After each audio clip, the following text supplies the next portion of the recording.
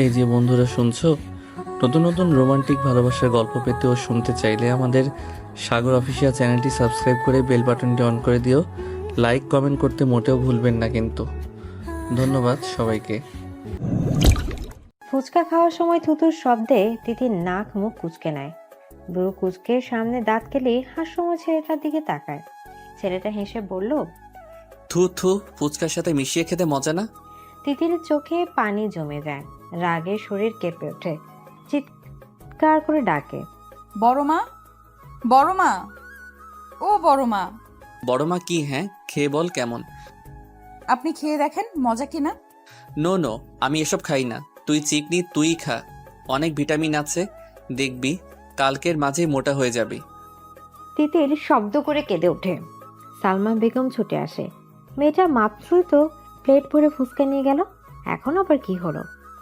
সোফার কাছে নিজের ছেলেকে দেখে উনি বুঝলেন কেন চিৎকার করছে। তিতির তখনও রাগে ফুসফুস করছে।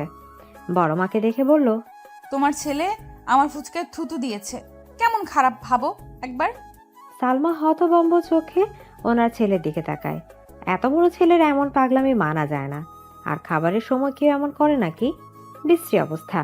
উনি রাগী গলায় বলল, আরফান, তিতিরের কথা সত্যি? আরফান তার মায়ের দিকে তাকিয়ে মুখের হাসি প্রসারিত করে। তিতির মুখে হাত চেপে বাথরুমের দিকে দৌড়ে যায়। সালমা বেগম সেদিকে তাকিয়ে বিরক্ত কণ্ঠে বলল, এত বড় ছেলে এই বাচ্চা মেয়ের সাথে এমন করতে লজ্জা লাগে না? তোমরা যেমন ওকে বাচ্চা মনে করো, ও কিন্তু তা না, আজ তো একটা পাকনা বড়ি। যাই হোক, তুই এমন কাজ করলি কেন? দুষ্টুমি করেছি মা। নিজের দিকে তাকিয়ে দেখ তো, দুষ্টুমির বয়স আছে? আমি বড় হইনি মা। হ্যাঁ, বড় হসনি, কিন্তু কিছুদিন পরে ডাক্তার হবি। সে তো তোমার জন্য হচ্ছি, তুমি এত অসুস্থ হও, তাই ভাবলাম ডাক্তার হয়ে আমিই যত্ন করব। ভালো সিদ্ধান্ত, কিন্তু তিতিরের সাথে আর এমন করবি না। কত বড় হয়ে গেছিস তুই, সারাটা ক্ষণ সময় পেলেই মেয়েটাকে জ্বালাতন করিস। আচ্ছা। সালমা বেগম আবার নিজের কাজে ফিরে যায়। তানিয়া একটা রান্নাঘরে কাজ করছে। মেয়ের কান্নায় ওনার কাজ একটুও থামেনি, বরং মনোযোগ দিয়ে কাজ করে যাচ্ছে। চিল্লানো তিতিরের কাজ, আর এই চিল্লানোতে আশকারা দেয়া তার বড় যা সালমা বেগমের কাজ। উনি ব্যস্ত ভঙ্গিমায় ফিরে আসলে তানিয়া আক্তার বলল, কি নিয়ে ঝামেলা বাঁধলো ভাবি? ও কিছু করেনি, আফরানই দুষ্টুমি করেছিল। আর ছেলেটা না আঙ্কেল, জ্ঞান নেই। আরফান খুব ভালো ছেলে, আমার মেয়ে দুষ্টু। তিতির রান্নাঘরে আসতে নিয়েও মায়ের কথা শুনে আর রান্নাঘরে আসলো না। নুপুরের ঝনাত ঝনাত শব্দ ফেলে নিজের রুমে চলে গেল। আরফান সোফায় বসেছিল। তিতিরে হেলে দুলে যাওয়া দেখে বলল, এতটুকুন মেয়ের আবার কত ঢং। মানুষের মন যেমন হঠাৎ খারাপ হয়ে যায়, গুমড়ে ওঠে বুকের ভেতরটা, চিৎকার করতে ইচ্ছা করে, তেমনি বুঝি আকাশের এমন লাগে। তাই তো তিতিরের সাথে পাল্লা দিয়ে আকাশ শো শো করে কেঁদে ওঠে। মনের গোমট ভাব দূরে ঠেলে পানির মাঝে নিজেকে উজাড় করে দিতে চায়। তিতির জানালার বিরাট পাল্লা খুলে দেয়। জানালার সাথে লাগোয়া প্রাচীর আমলের লোহার বড় দোলনায় বসে হাঁটুতে মুখ গুজে উদাস চোখে বাইরে তাকিয়ে আছে। আরফান সবসময় তার সাথে এমন করে। দুষ্টুমি একটু আধটু হলে না হয় মানা যায়, কিন্তু উনি একটু বেশি বাড়াবাড়ি করেন। ঢাকা থেকে প্রতি সপ্তাহে বাড়ি আসবে আর তিতিরের সাথে সব আজব কাণ্ড কারখানা করবে। আরফানের জ্বালায় তিতির অতিষ্ঠ। তার মাঝে মাঝে মনে হয় শুধুমাত্র তাকে জ্বালানোর জন্যই আরফান ঢাকা থেকে ছুটে আসে। সে মনে মনে আল্লাহর কাছে ফরিয়াদ করে বলল, কেমন খারাপ ভাবো একবার। আফরান আর কখনো ঢাকা থেকে না আসুক, ও ঢাকায় থাকুক। আরফান আসলেই তিতিরের সব শান্তি হাওয়ায় মিঠাইয়ের মতো মিশে যায়। এই তো কিছুদিন আগে তার ক্রাশ মেহমুদ তাকে প্রেমের প্রস্তাব দিল, তাও কত মিষ্টি করে। কিন্তু কি হলো? কিছু হওয়ার আগে আরফানের চামচে মানে তিতিরের ছোট ভাই তুহিন সব তার হুজুরকে বলে দিয়েছে। আরফান তাকে আর এক পাও আগাতে দেয়নি, বকা বন্ধ করে সেখানেই থেমে দিয়েছে। শুধু বকা দিয়ে উনি ক্ষান্ত হয়নি, সাথে বোনাস হিসেবে সাদা ফকফকে গালে একটা থাপ্পড় দিয়ে গালটা লাল বানিয়ে ফেলেছে। এত কিছুর পরে তিতির আর আগানোর সাহস পায়নি, সেখানে পা থামিয়ে দিয়েছে। যদি পা না থামাতো তাহলে এতদিনে নিশ্চয়ই তার প্রেম হয়ে যেত। একটা প্রেমের প্রস্তাব পেয়েছিল, তাও এই অহংকারী লম্বুর জন্য হলো না। তিতির কষ্টে ভরা মুখে মেঘের আনাগোনা দেখে, ইস, এই মেঘের মতো যদি আরফানকে সরিয়ে ফেলা যেত কতই না ভালো হতো। শাহাবুদ্দিন খান এই গ্রামের সর্দার, তার পরদাদারা নাকি এককালে এই এলাকার নামি দামি লোক ছিল। বংশ পরম্পরায় আগের সেই জৌলুস না থাকলেও প্রাচীন বাড়িটা যেন কিছুটা আঁকড়ে ধরে রেখেছে। বাড়িটার মতো শাহাবুদ্দিন খাঁ তার আব্বার বড় ছেলে হিসেবে বাড়ির মান বজায় রাখার প্রাণপণ চেষ্টা করেন। ওনার ছোট ভাই মহিবুল্লাহ খান আর একমাত্র বোন সুফিয়া খানম। ওনাদের বাড়ির নিয়ম অনুসারে সবাই এখন যৌথ পরিবারে আছে। তাছাড়া যৌথ পরিবারে থাকার আরেকটা কারণ হলো ওনার আম্মা জয়তুন খানমের ইচ্ছে। ওনার বয়স হলেও যেন গলার জোর কমেনি। 90 বছরের শক্ত সামর্থ্য শরীর নিয়ে বেশ হুঙ্কারের সহিত কথা বলতে পারে। তাদের আব্বা মারা যাওয়ার পরে জয়তুন বেগমকে সবাই বেশ মান্য করে চলে। শাহাবুদ্দিন খানের এক ছেলে 2 মেয়ে। ছেলের নাম আরফান খান, পড়ালেখা বেশ তুখোর ছাত্র, আর কিছুদিন পরে ডাক্তার হয়ে বেরোবে। মেয়েটা এবার কলেজে উঠেছে, খুবই শান্ত আর ভাইয়ের মতো পড়ায় বেশ মনোযোগ। ছোট মেয়েটার সবে 5 বছর। মহিবুল্লার 1 মেয়ে 2 ছেলে। বড় ছেলের নাম মাহমুদ খান, সে ঢাকায় ইঞ্জিনিয়ারিং নিয়ে পড়ছে। মেয়ের নাম তিতির মেহবিন, সে কলেজে পড়ে। সবচেয়ে ছোট ছেলের নাম তুহিন খান। বড় বোন সুফিয়া খানমের স্বামী প্রবাসী, উনিও এ বাড়িতে থাকে। 1 ছেলে আর 1 মেয়েকে নিয়ে বাবার প্রাসাদের মতো বাড়িতে দিনকাল বেশ আরামে চলে যাচ্ছে। ছেলের নাম আরশ আর মেয়ের নাম নিনিয়া। ছেলে সিঙ্গাপুর থাকে, মেয়ে স্কুলে পড়ে। তিতির দোলনায় শুয়ে আছে, তখন তার ফুফুর মেয়ে নিনিয়া এসে বলল, আপু চলো, কোথায়? ফুচকার আয়োজন করা হয়েছে, নিচে বসার ঘরে সবাই অপেক্ষা করছে। ফুচকার আয়োজন কে করলো? আরফান ভাই। আমি খাবো না। ভাইয়া তোমাকে নিয়ে যেতে বলেছে। যাব না। এত সুন্দর একটা ছেলে তোমাকে যেতে বলেছে, তুমি গায়ে মাখছো না? না। আরে চলো। তুই জানিনি, আমাকে জ্বালাস না। কেউ জিজ্ঞেস করলে বলবি আমার শরীর ভালো না। নিনিয়া চলে গেলে তিতির আগের মতো সোজা হয়ে শুয়ে চোখ বন্ধ করে রাখে। তার জন্য যে ফুচকার আয়োজন তা আর কেউ না বুঝলেও তিতির বেশ বুঝতে পারছে। তখন এমন করার কি দরকার ছিল, আর এখনই বা এমন গোষ্ঠী শুদ্ধ মানুষকে খাওয়ানোর কি আছে? আরফান আসলেই আজব মানুষ, ওনাকে তিতির একটুও বুঝতে পারে না।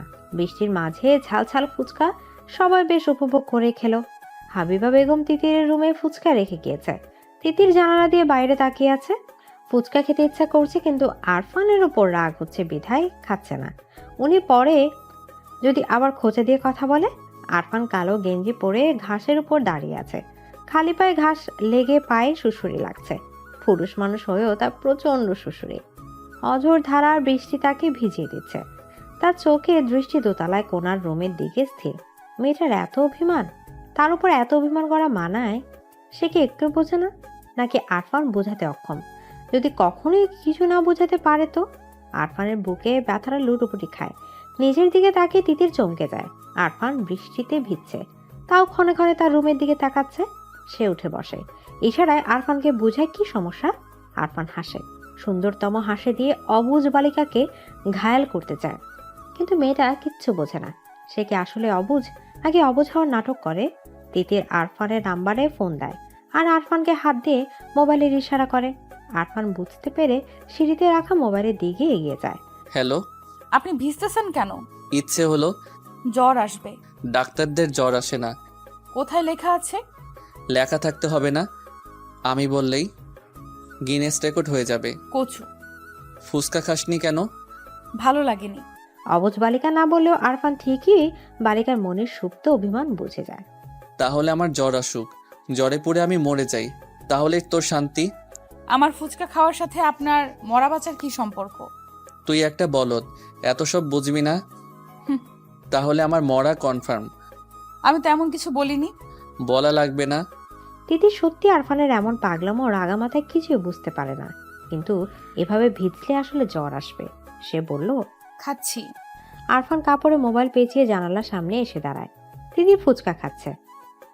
আরফান এক দৃষ্টিতে তিতিরের দিকে তাকিয়ে বলল, তুই কত মিষ্টি তা কি জানিন তিতির? মিষ্টি না ভাইয়া, ফুচকা অনেক ঝাল হয়েছে। আমি জানি না আমার কি হবে, আমি বোধহয় পাগল হয়ে যাব তিতির সোনা। বৃষ্টিতে তিতির কথাগুলো স্পষ্ট শুনল না, কিন্তু জানালা দিয়ে নিচে তাকে মিষ্টি করে একটি হাসি উপহার দিল। আরফান সেদিকে বিবশ চোখে তাকিয়ে থাকে। বুকের ভেতর অনুভূতিরা হুড়ুহুড়ি খায়। ইস, অনুভূতি এত ভয়ঙ্কর হতে পারে?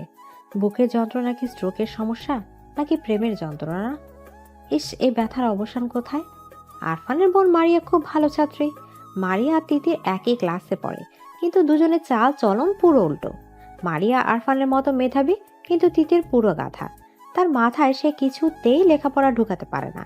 লেখাপড়া তার কাছে এত কঠিন লাগে, মনে হয় লেখাপড়া বাদ দিয়ে বিয়ে হয়ে যাওয়া অনেক ভালো। কিন্তু ভাগ্যক্রমে তার বিয়ের নামও তোলা হয় না। সে নাকি এখনো ছোট, কিন্তু তার ইচ্ছে করে বিয়ে করতে। সেটা কাকে বোঝাবে? সে একটু ছোট নেই, বেশ বড়ও হতে গিয়েছে। তিতিরের হাতে ধরে রাখা তথ্য যোগাযোগ প্রযুক্তি বই, ইন্টারনেটের বইটা তার কাছে এত কঠিন লাগে, মনে হয় এটা বই না, স্বয়ং ডাকাতের আস্তানা। মাঝে মাঝে পড়তে গেলে তার কান্না চলে আসে। কেঁদে দুনিয়া ভাসিয়ে ফেলতে ইচ্ছা করে, কিন্তু সে কাঁদে না। তার আব্বা তাকে বলেছে খুব পড়াশোনা করতে। মারিয়ার মতো ভালো নাম্বার পাওয়াই চাই। ঘড়ির কাঁটা রাত 10টায় গিয়ে টিকটিক করছে। তিতিরের হাতে আইসিটি বই, একটা জায়গায় সে সমাধান করতে পারছে না, অথচ এই পড়াটা কালকেই ক্লাসে দিতে হবে। বই হাতে নিয়ে অলস ভঙ্গিমায় উঠে দাঁড়ায়। ধীর পায়ে মারিয়ার রুমের দিকে যায়। মারিয়া পড়ছে। তিতিরকে দেখে বলল, কি? তিতির মারিয়ার সামনে বই রেখে ধপাস করে বিছানায় শুয়ে পড়ে। ভীষণ ক্লান্ত গলায় বলল, পড়াটা বুঝিয়ে দে। মারিয়া তিতিরের দিকে তাকিয়ে আছে। তিতিরকে দেখে মনে হচ্ছে সে রাজ্যের ক্লান্ত। পড়ালেখা করে দুনিয়া উদ্ধার করে ফেলেছে। সে বইয়ের দিকে তাকিয়ে বলল, এটা আমিও পারি না। কি বলিস? তুই পারিস না? অবাক করা কথাবার্তা। মারিয়া পারে, কিন্তু তিতিরকে বোঝানোর ঝামেলা আপাতত মাথায় নিতে পারছে না। সে বলল, অবাক হওয়ার কথা হবে কেন? সব পারতে হবে এমন কোনো কথা আছে নাকি? তা ঠিক, কিন্তু কালকে এই পড়া না পারলে কপালে শনি আছে। আমি ক্লাসে গিয়ে শিখে নেব। তোর মাথা ভালো বোন, তুই পারবি। আমি আগে থেকে বুঝে মনে রাখতে পারি না, আর ক্লাসে দেখলে পারবো? অসম্ভব। বুঝলাম। এই বই বের করেছে কোন শালায়? কি আবল তাবল লেখা, অসহ্য। পড়া তো সহজে, তুই পারিস না তাই বল। আমি পারি, কিন্তু বইটাই আমাকে বোঝাতে পারে না। কি করি এখন? উপায় একটা আছে। কি উপায়? ভাইয়ের কাছে যা, এক তুড়িতে মাথায় প্যারাকের মতো বসিয়ে দেবে। অসম্ভব, তোর ভাই আস্ত খবিস, দেখলেই মারে। তোর ভাই এই মাসুম জানের ভয় আছে। আচ্ছা, তাহলে কালকে স্যারের মার খাবি। ভাইয়া মারলে কেউ দেখবে না, কিন্তু স্যার পুরো ক্লাসের সামনে ইজ্জত দফা রফা করে দেবে। সেটাই ভালো হবে। তিতির ভেবে দেখে কথা ঠিক। সে আলগোছে উঠে দাঁড়ায়। বই হাতে নিয়ে আস্তে আস্তে তাহসানের রুমের সামনে যায়। তার ভাইয়া মাহমুদ যদি বাড়ি থাকতো, তাহলে এই লম্বুর কাছে আসাই লাগতো না। তাই ভাই ম্যাজিশিয়ানের মতো তার সব সমস্যার সমাধান করে দিতে পারে। কিন্তু সমস্যা হচ্ছে আরফানের মতো মাহমুদ এত তাড়াতাড়ি বাড়ি আসে না। তিতি দরজা ঠেলে ভেতরে ঢুকে। আরফান রুমে নেই। বাথরুম থেকে পানি পড়ার শব্দ আসছে। তিতির বুঝে পায় না রাতে কেন গোসল করতে হবে। দিনে তো করে, আবার রাতেও। এই ডাক্তারের মাথায় নির্ঘাত সমস্যা আছে। দেখা যাবে রুগীকে ওষুধ না দিয়ে প্রতিদিন 5 বার গোসলের তালিকা দিয়ে দিল। এই ডাক্তার দ্বারা কোনো কিছুই অস্বাভাবিক না। তিতির ডাকলো, ভাইয়া ভাইয়া, বের হতে কি টাইম লাগবে? কেন? আমার পড়া একটু সমস্যা, বুঝিয়ে দেন। তুই বস।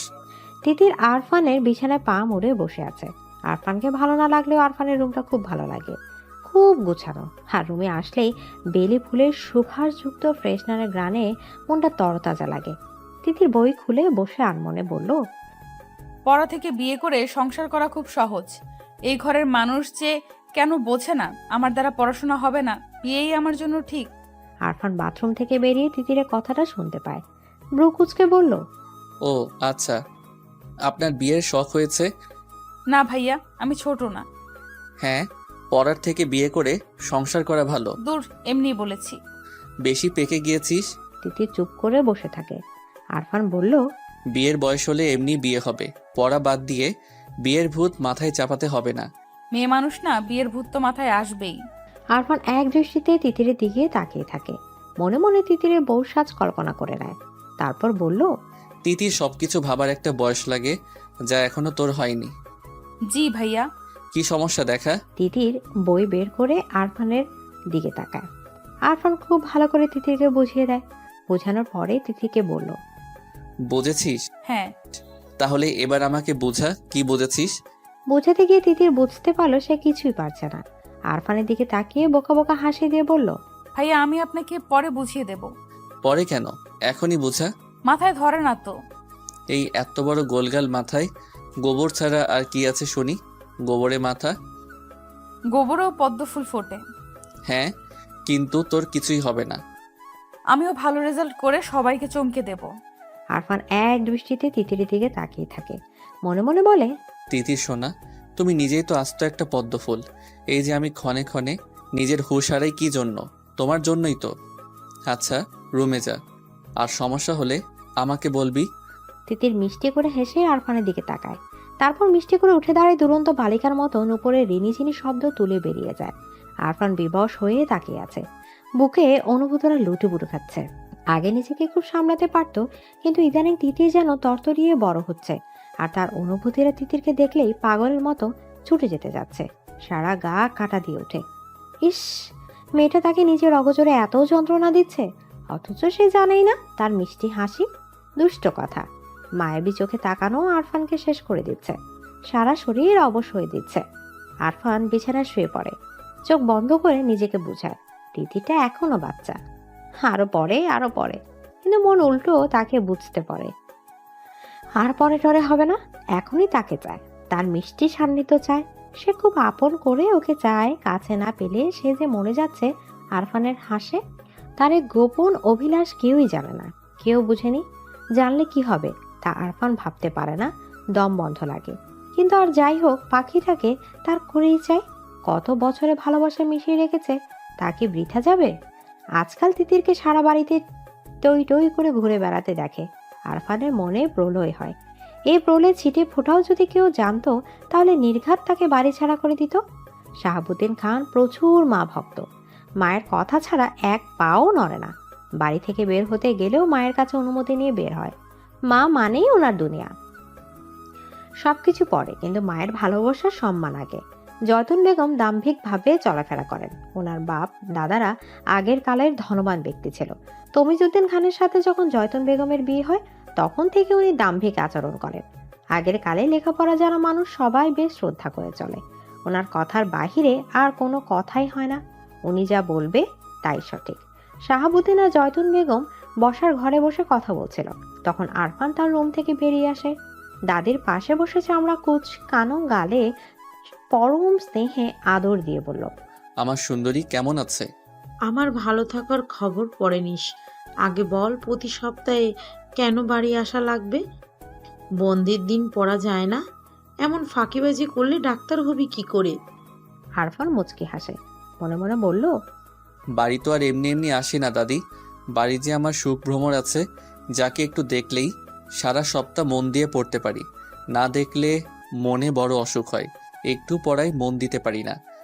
মুখে বলল, তোমাকে না দেখে থাকতে পারি না। মাহমুদ, ও তো ঢাকায় থাকে, সে তো এত আসে না, তোরই যত বাহানা। মাহমুদ তোমাকে ভালোবাসে না তাই আসে না, আমি খুব ভালোবাসি তাই আসি। বুঝেছ সুন্দরী? দোয়া করি তোর বউ আমার মতো সুন্দর হোক।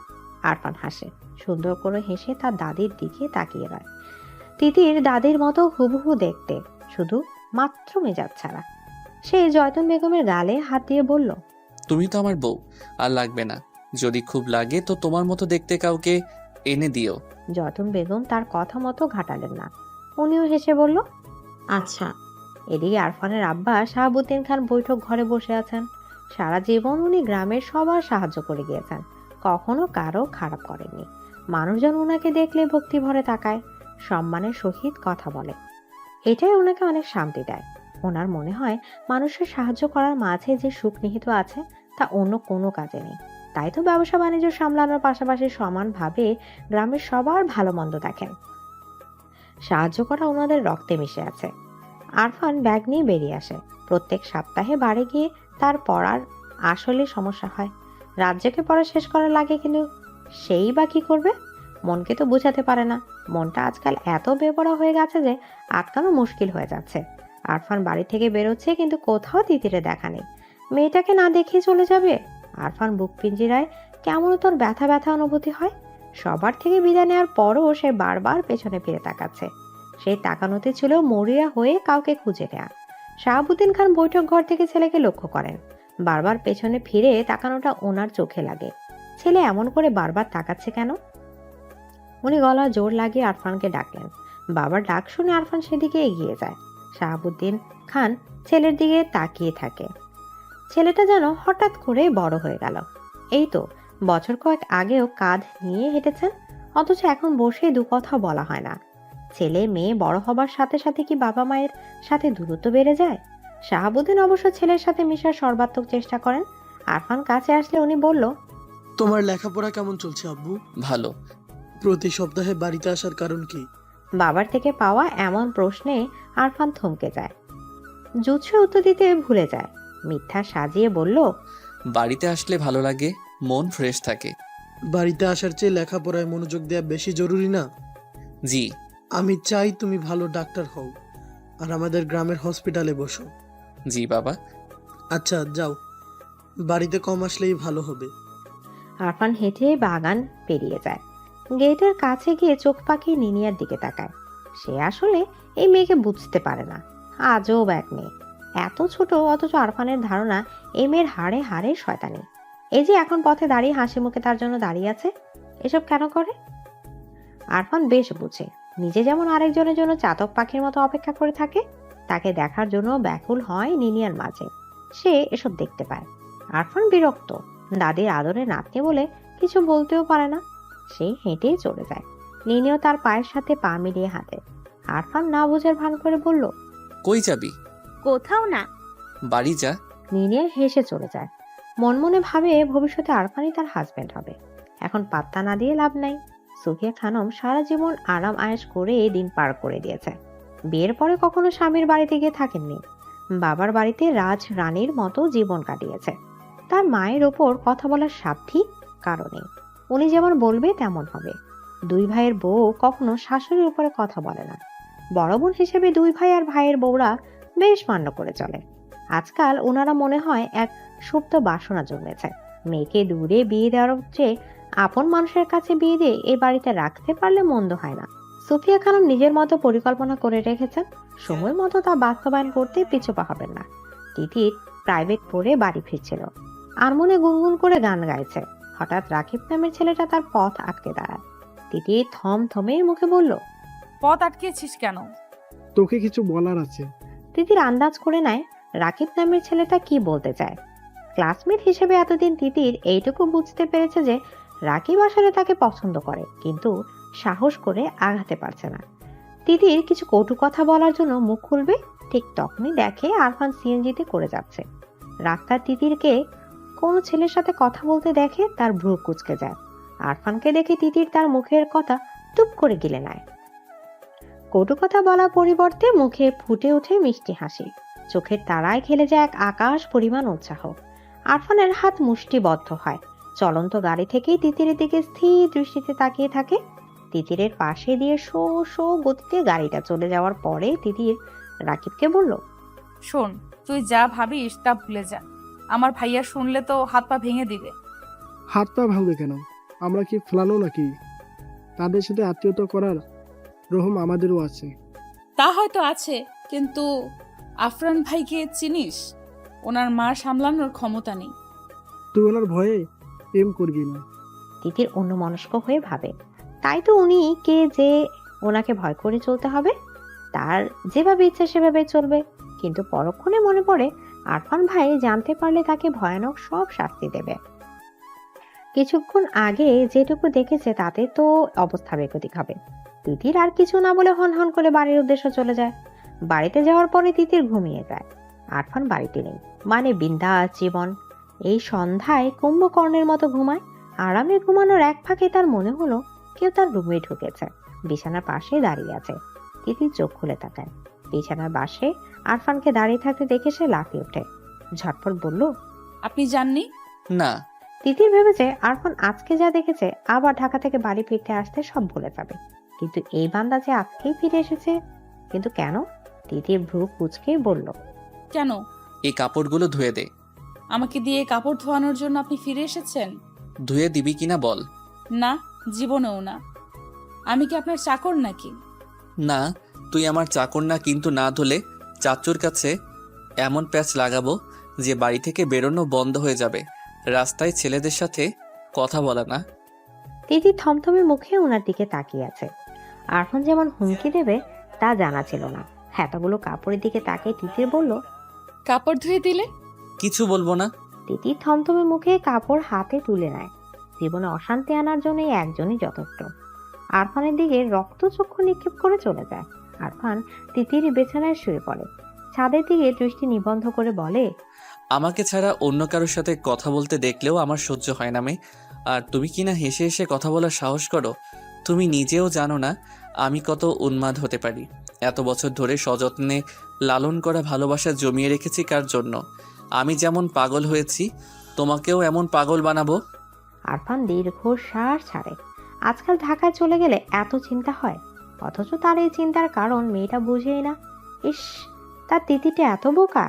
জানালার গ্রিলে মাথা ঠেকিয়ে দূরের গাছপালার দিকে বেখেয়ালি দৃষ্টি মেলে মরিয়া তাকিয়ে আছে।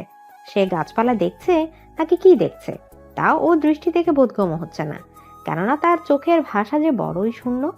মুখে আকাশ পরিমাণ ব্যথার ছাপ স্পষ্ট। না পাওয়ার হাহাকারে হৃদয় দগ্ধ। দুটো হলুদ পাখি একটা ডালে বসে আছে। একটা পাখি আরেকটা পাখির কাছে ঠোঁট নিয়ে কিচির মিচির করাতে পাখিটা উড়ে যায়, সাথের পাখিটাও পিছু পিছু যায়। এই দৃশ্যটা দেখে মরিয়া দীর্ঘশ্বাস ফেলে। পাখিটা তো তার ডানার সাহায্যে উঠতে যেতে পারলো, কিন্তু সে উঠবে কিভাবে? তার যে যোগাযোগের সব রাস্তাই বন্ধ। এই যে কোনো কথা না, যোগাযোগ না, একলা একা দিন কাটাচ্ছে। তার কেমন লাগে তা কি নিষ্ঠুর মনে পুরুষ জানে? সবার কাছে শান্ত উপাধি পাওয়া মেয়েটা দরজা আটকে মুখে হাত চেপে কাঁদে।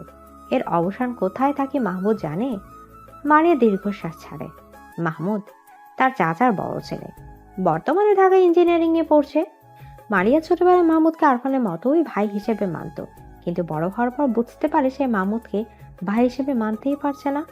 মাহমুদকে ঘিরে হাজারো স্বপ্ন মনের গোপন কুঠুরিতে ডানা ঝাপটায়। মাহমুদকে দেখলে ঘুমিয়ে থাকা মনের রঙিন প্রজাপতির ঝাঁক উড়াউড়ি করে। আশেপাশে থাকলে অসহ্য সুখে পাগল পাগল লাগে। ভীষণ ভয়ঙ্কর বেপরোয়া ইচ্ছায় হৃদয় ক্ষণক্ষণে কেঁপে ওঠে।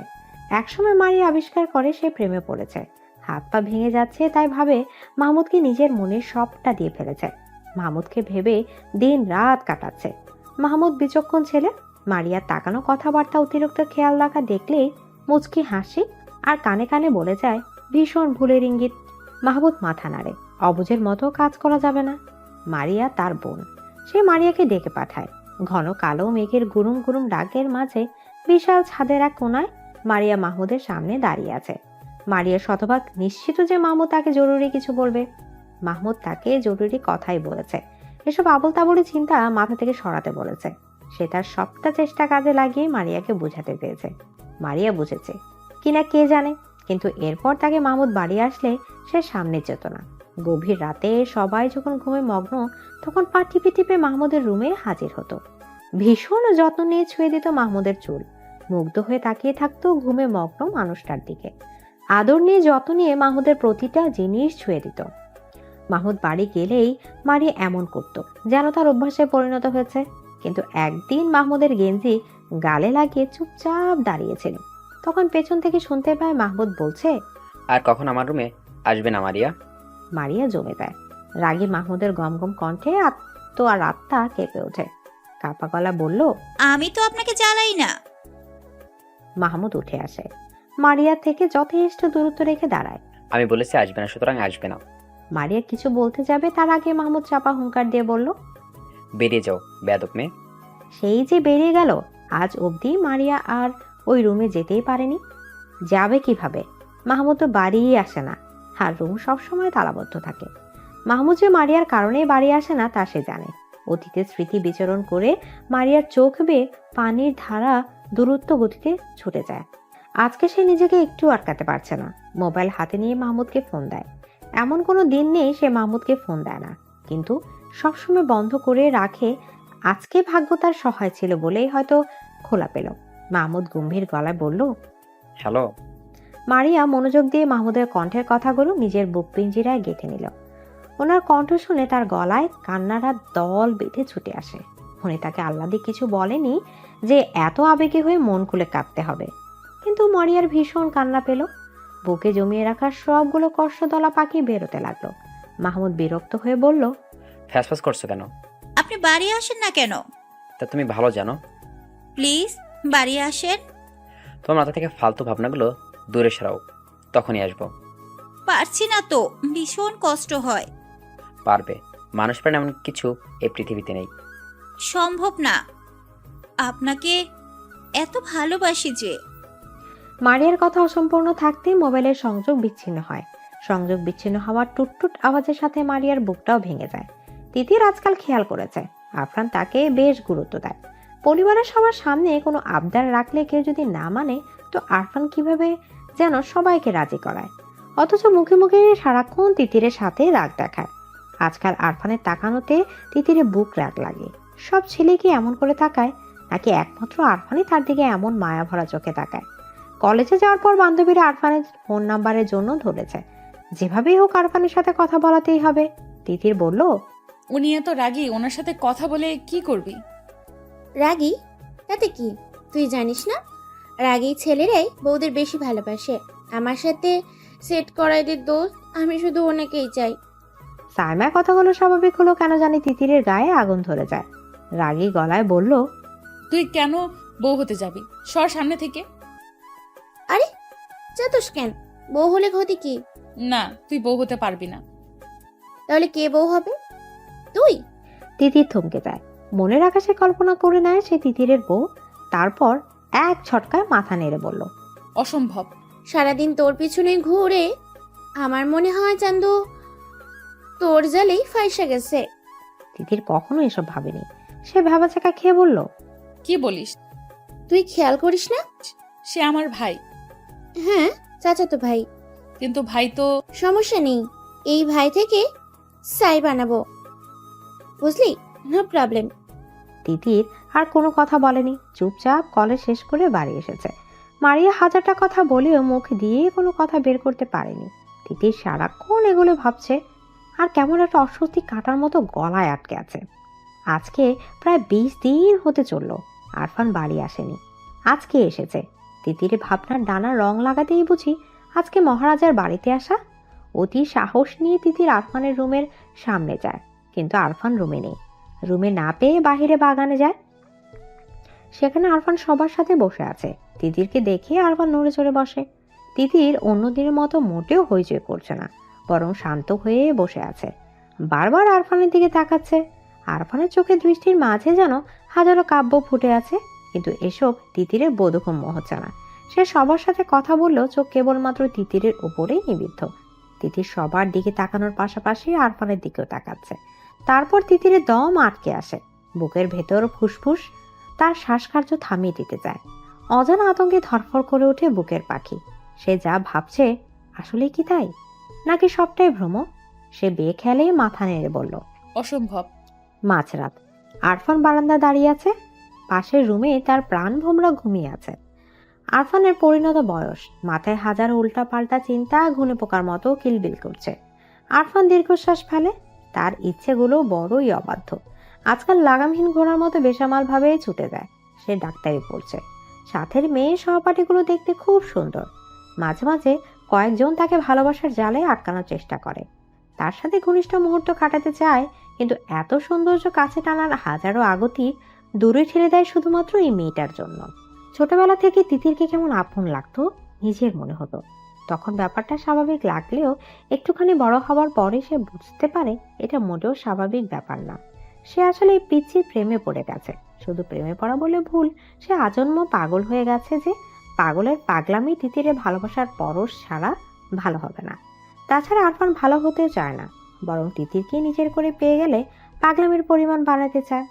ভালোবাসার পাগলামিতে ছোট পাখিটাকে ছাড়খাড় করে দেওয়ার প্রয়াস বুকের ছোট কোঠরিতে আস্তে আস্তে জমা হচ্ছে। বারান্দার বাইরে লাগানো বেরি ফুল থেকে ভুরভুর করে সুগন্ধ আরফানের প্রেমে দগ্ধ হৃদয় আরো পাগল করা করে দিচ্ছে। তার কেমন নেশা যেন লাগছে। মনে হচ্ছে এখন যদি তিতিরকে কাছে পেত তাহলে আদরে ভালোবাসায় ঠিক কাঁদিয়ে ফেলতো। আরফা চোখ বন্ধ করে বারান্দার গ্রিলে মাথা ঠেকায়। ফোঁস করে নিঃশ্বাস ফেলে দাঁড়িয়ে থাকে। তিতির হাত বাড়িয়ে মোবাইল হাতে নেয়। রাত 2টা বেজে। তখন চোখের তারায় এক রত্তি ঘুম নেই। ভেতরটা কেমন ছটফট করছে। এর আগে কখনোই তার এমন অসহ্য অনুভূতি হয়নি। সবসময় নিশ্চিত মনে ঘুমাতে পেরেছে, কিন্তু আজকের রাতটা সম্পূর্ণ ভিন্ন। এতদিন কোনো হাবার জগতে বাস করত, ভাবতে কেমন জানি লাগছে। আরফানের শাসন, বকা, অকরণে কথা কাটাকাটি, লুকিয়ে চুরিয়ে দেখা, এসব সে কখনোই খেয়াল করেনি। কিংবা খেয়াল করার কোনো কারণই খুঁজে পায়নি। কিন্তু আজকে বেখেয়ালে তার প্রতি আরফানের নরম অনুভূতি দেখে তিতিরের ছোট হৃদয়ে পাহাড়ের 1000 মিটার উচ্চতায় টাঙানো দোলনার মতো হু হু করে দুলে ওঠে। কেমনতর ভয়ে গলা শুকিয়ে আসে। আরফান তার দিকে ভালোবাসার উষ্ণ দৃষ্টি তাকাতে ভাবতেই বারবার চোখ বন্ধ করে যাচ্ছে। এটা কি লজ্জা, নাকি ভয়, নাকি সংশয়, তা সে জানে না। শুধুমাত্র এটা জানে এখন তাকে আরফানের থেকে লুকিয়ে বাঁচতে হবে। না লুকালে আরফান তাকে শেষ করে দেবে। হাজারো চিন্তার অবসান ঘটিয়ে ভোরের দিকে তিতির ঘুমিয়ে যায়। এরপর মাস চলে যায়। আরফান বাড়ি আসলে তিতির আরফানের সামনে যায় না, এক প্রকার লুকিয়ে বাঁচে। যদি সামনে পড়ে যায় আস্তে করে পাশ কাটিয়ে চলে যায়। তিতিরের উপেক্ষা আরফানের চোখে লাগে। আগে বাড়িতে আসলে তিতিরে হইচই শোনা যেত, আর এখন এমন নিষ্প্রাণ হয়ে থাকে কেন, এটাই সে বুঝে আসে না। মেয়েটার হঠাৎ এই পরিবর্তন বাড়ির সবাই যেন দেখছেই না। আরফানের মনে হয় তিতির সবাইকে না, বরং শুধুমাত্র তাকে উপেক্ষা করছে। হ্যাঁ, তিতিরের এমন ব্যবহার তাকে মানসিক অশান্তি দিচ্ছে। বাড়িতে যে সুখটুকুর জন্য আসা হতো তা যেন দুঃখে রূপে প্রকাশ পাচ্ছে। রাতের খাবার খাওয়ার জন্য সবাই যখন টেবিলে বসেছে তখন তিতির চুপচাপ নিজের খাবার গলাধিকরণ করতে ব্যস্ত। পাশের একজোড়া গাঢ় চোখ যে তাকিয়ে দেখছে সে ব্যাপারে অজ্ঞ হলেও না বুঝার ভান করে জলদি নিজের খাবার খেয়ে যাচ্ছে, যেন টেবিল থেকে যেতে পারলেই সে বাঁচে। আরফান আর চোখে সবটাই পর্যবেক্ষণ করে ভয় নিশানা খামচে ধরে করে যায়। তার হওয়া পাখি কি অন্য কেউ দখল করে নিল? তা না হলে একটা মেয়ে এত দ্রুত কিভাবে পাল্টে যাবে? সে শুনেছে মেয়েরা প্রেমে পড়লে নাকি পরিবারকে সময় দিতে চায় না, সারাদিন বদ্ধ রুমে থাকতে পছন্দ করে। সবাই খাবার খেয়ে যে যার রুমে চলে যাওয়ার পর আরফান ছাদে যায়। মোবাইল বের করে তিতিরকে ফোন দেয়। আজকে এর সমাধান বের করবেই। তাকে এত উপেক্ষা কেন? মেয়েটাকে তাকে বাঁচতে দেবে না? এভাবে কি বাঁচা যায় নাকি? আজকে এর একটা ভিত করতেই হবে। আরফানের ফোন পেয়ে তিতিরের শ্বাস বন্ধ হয়ে যায়। গত 1 মাস ধরে মনের গোপন ঘরে জন্ম হওয়া ভাবনাটা বেশ যাচাই বাছাই করা হয়েছে, কিন্তু প্রতিবারই পজিটিভ রিভিউ পেয়ে ভয়ে আরো কুঁকড়ে গিয়েছে। আবার নিজেকে এটাও বুঝিয়েছে যে সব মনের ভুল। চাচাতো ভাই বোন হয়, তারা তাকাতেই পারে, এতে ক্ষতি কি? হয়তো তার আবেগপ্রবণ মন বেশি চিন্তা করে ফেলেছে। 1 মাস যাবৎ সে আরফানকে উপেক্ষা করেছে, যদিও আরফান মুখে কিছু বলেনি, কিন্তু তার সুচালো দৃষ্টি তিতি ঠিকই দেখেছে। তারপরও সে আগের মতো স্বাভাবিক হতে পারেনি।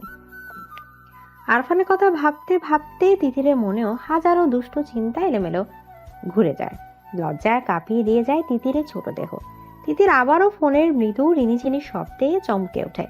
আরফান এনে 15 বার ফোন দিল, কিন্তু একটা বারও তিতির ফোন ওঠায়নি। সে ফোন যেমন উঠাবে না, তেমন আরফানও যেন ফোন দেওয়া বন্ধ করবে না। অগত্যা নিরুপায় হয়ে তিতির ফোনটা রিসিভ করে তার কানের সাথে লাগিয়ে নেয়।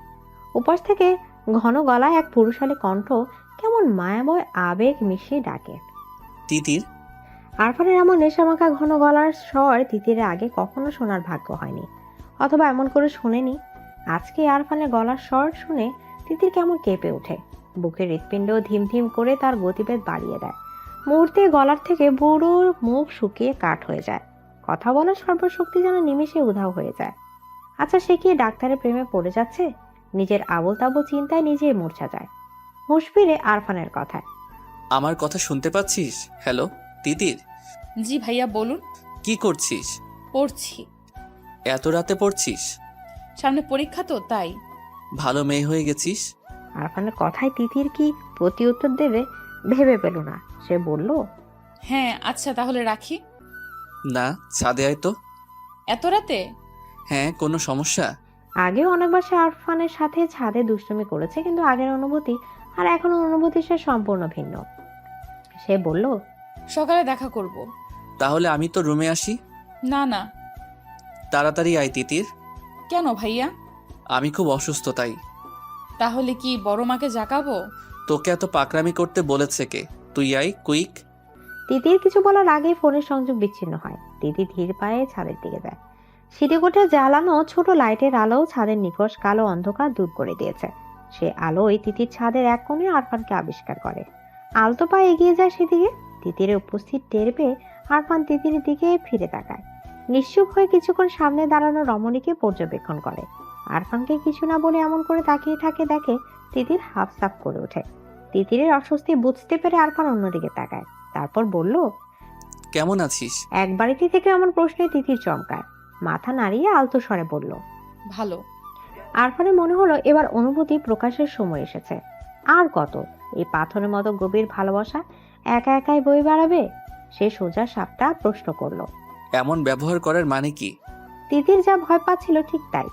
আরফান আর ভাবনা অনুযায়ী এগোচ্ছে। সে না বোঝার ভান করে বলল, কি ব্যবহার? আরফান অন্ধকার থেকে চোখ সরিয়ে তিতিরের দিকে তাকায়। তাকে তাকাতে দেখে তিতির অন্যদিকে তাকিয়ে নেয়। তুই বুঝিস না? কি বুঝবো? আমাকে এমন এড়িয়ে যাচ্ছিস কেন? কই এড়িয়ে যাচ্ছি? যাচ্ছিস না? না। আমার দিকে তাকিয়ে বল। তিতির আরফানের দিকে তাকায়। মায়াময় গভীর চোখের দৃষ্টি তাকে ঘুরে নিয়ে যাচ্ছে। সে বলল, কি বলবো? আমাকে উপেক্ষা কেন? এমনি। ঢাকা থেকে এত জার্নি করে এই উপেক্ষার জন্য আসি? কেন আসেন? কেন আসি তুই বুঝিস না? কি বুঝবো? আমার সুখটা এভাবে কেড়ে নিচ্ছিস কেন? আমি কিভাবে সুখ কেড়ে নিলাম? বুঝেও না বোঝার ভান করবি না। আপনি কি বলছেন? কিছু না। তিতির কি বলবে ভেবে পায় না। অতঃপর আস্তে করে আরফানকে ডাকলো। ভাইয়া। রুমে যা। তিতির পুরুষটার দিকে তাকিয়ে থাকে। হঠাৎ সে খেয়াল করে আরফানের কাছে থাকতে তার ভীষণ ভালো লাগছে। নিঝুম রাত, হালকা ঠান্ডা বাতাস, এতদিনে চাপা অশান্তি যেন নিমেষে কেমন সুখ সুখ ভাবে তাকে আলোড়িত করছে। ছাদ থেকে যেতে একটু ইচ্ছা করছে না, বরং মাথার ভয়ঙ্কর সব ছেলে মানুষের চিন্তা ঘুচিয়ে যাচ্ছে। হাত পা শিরশির করে তাকে সাহস দিচ্ছে, কাছে যাওয়ার বাহানায় উস্কে দিচ্ছে। কিন্তু পুরুষটি যে নিজেই তাকে চলে যাওয়ার জন্য বলেছে, সেখানে সে থাকবে কিভাবে? তিতির আস্তে করে বলল, চলে যাব। তিতিরের কণ্ঠে আরফান তিতিরের দিকে তাকায়।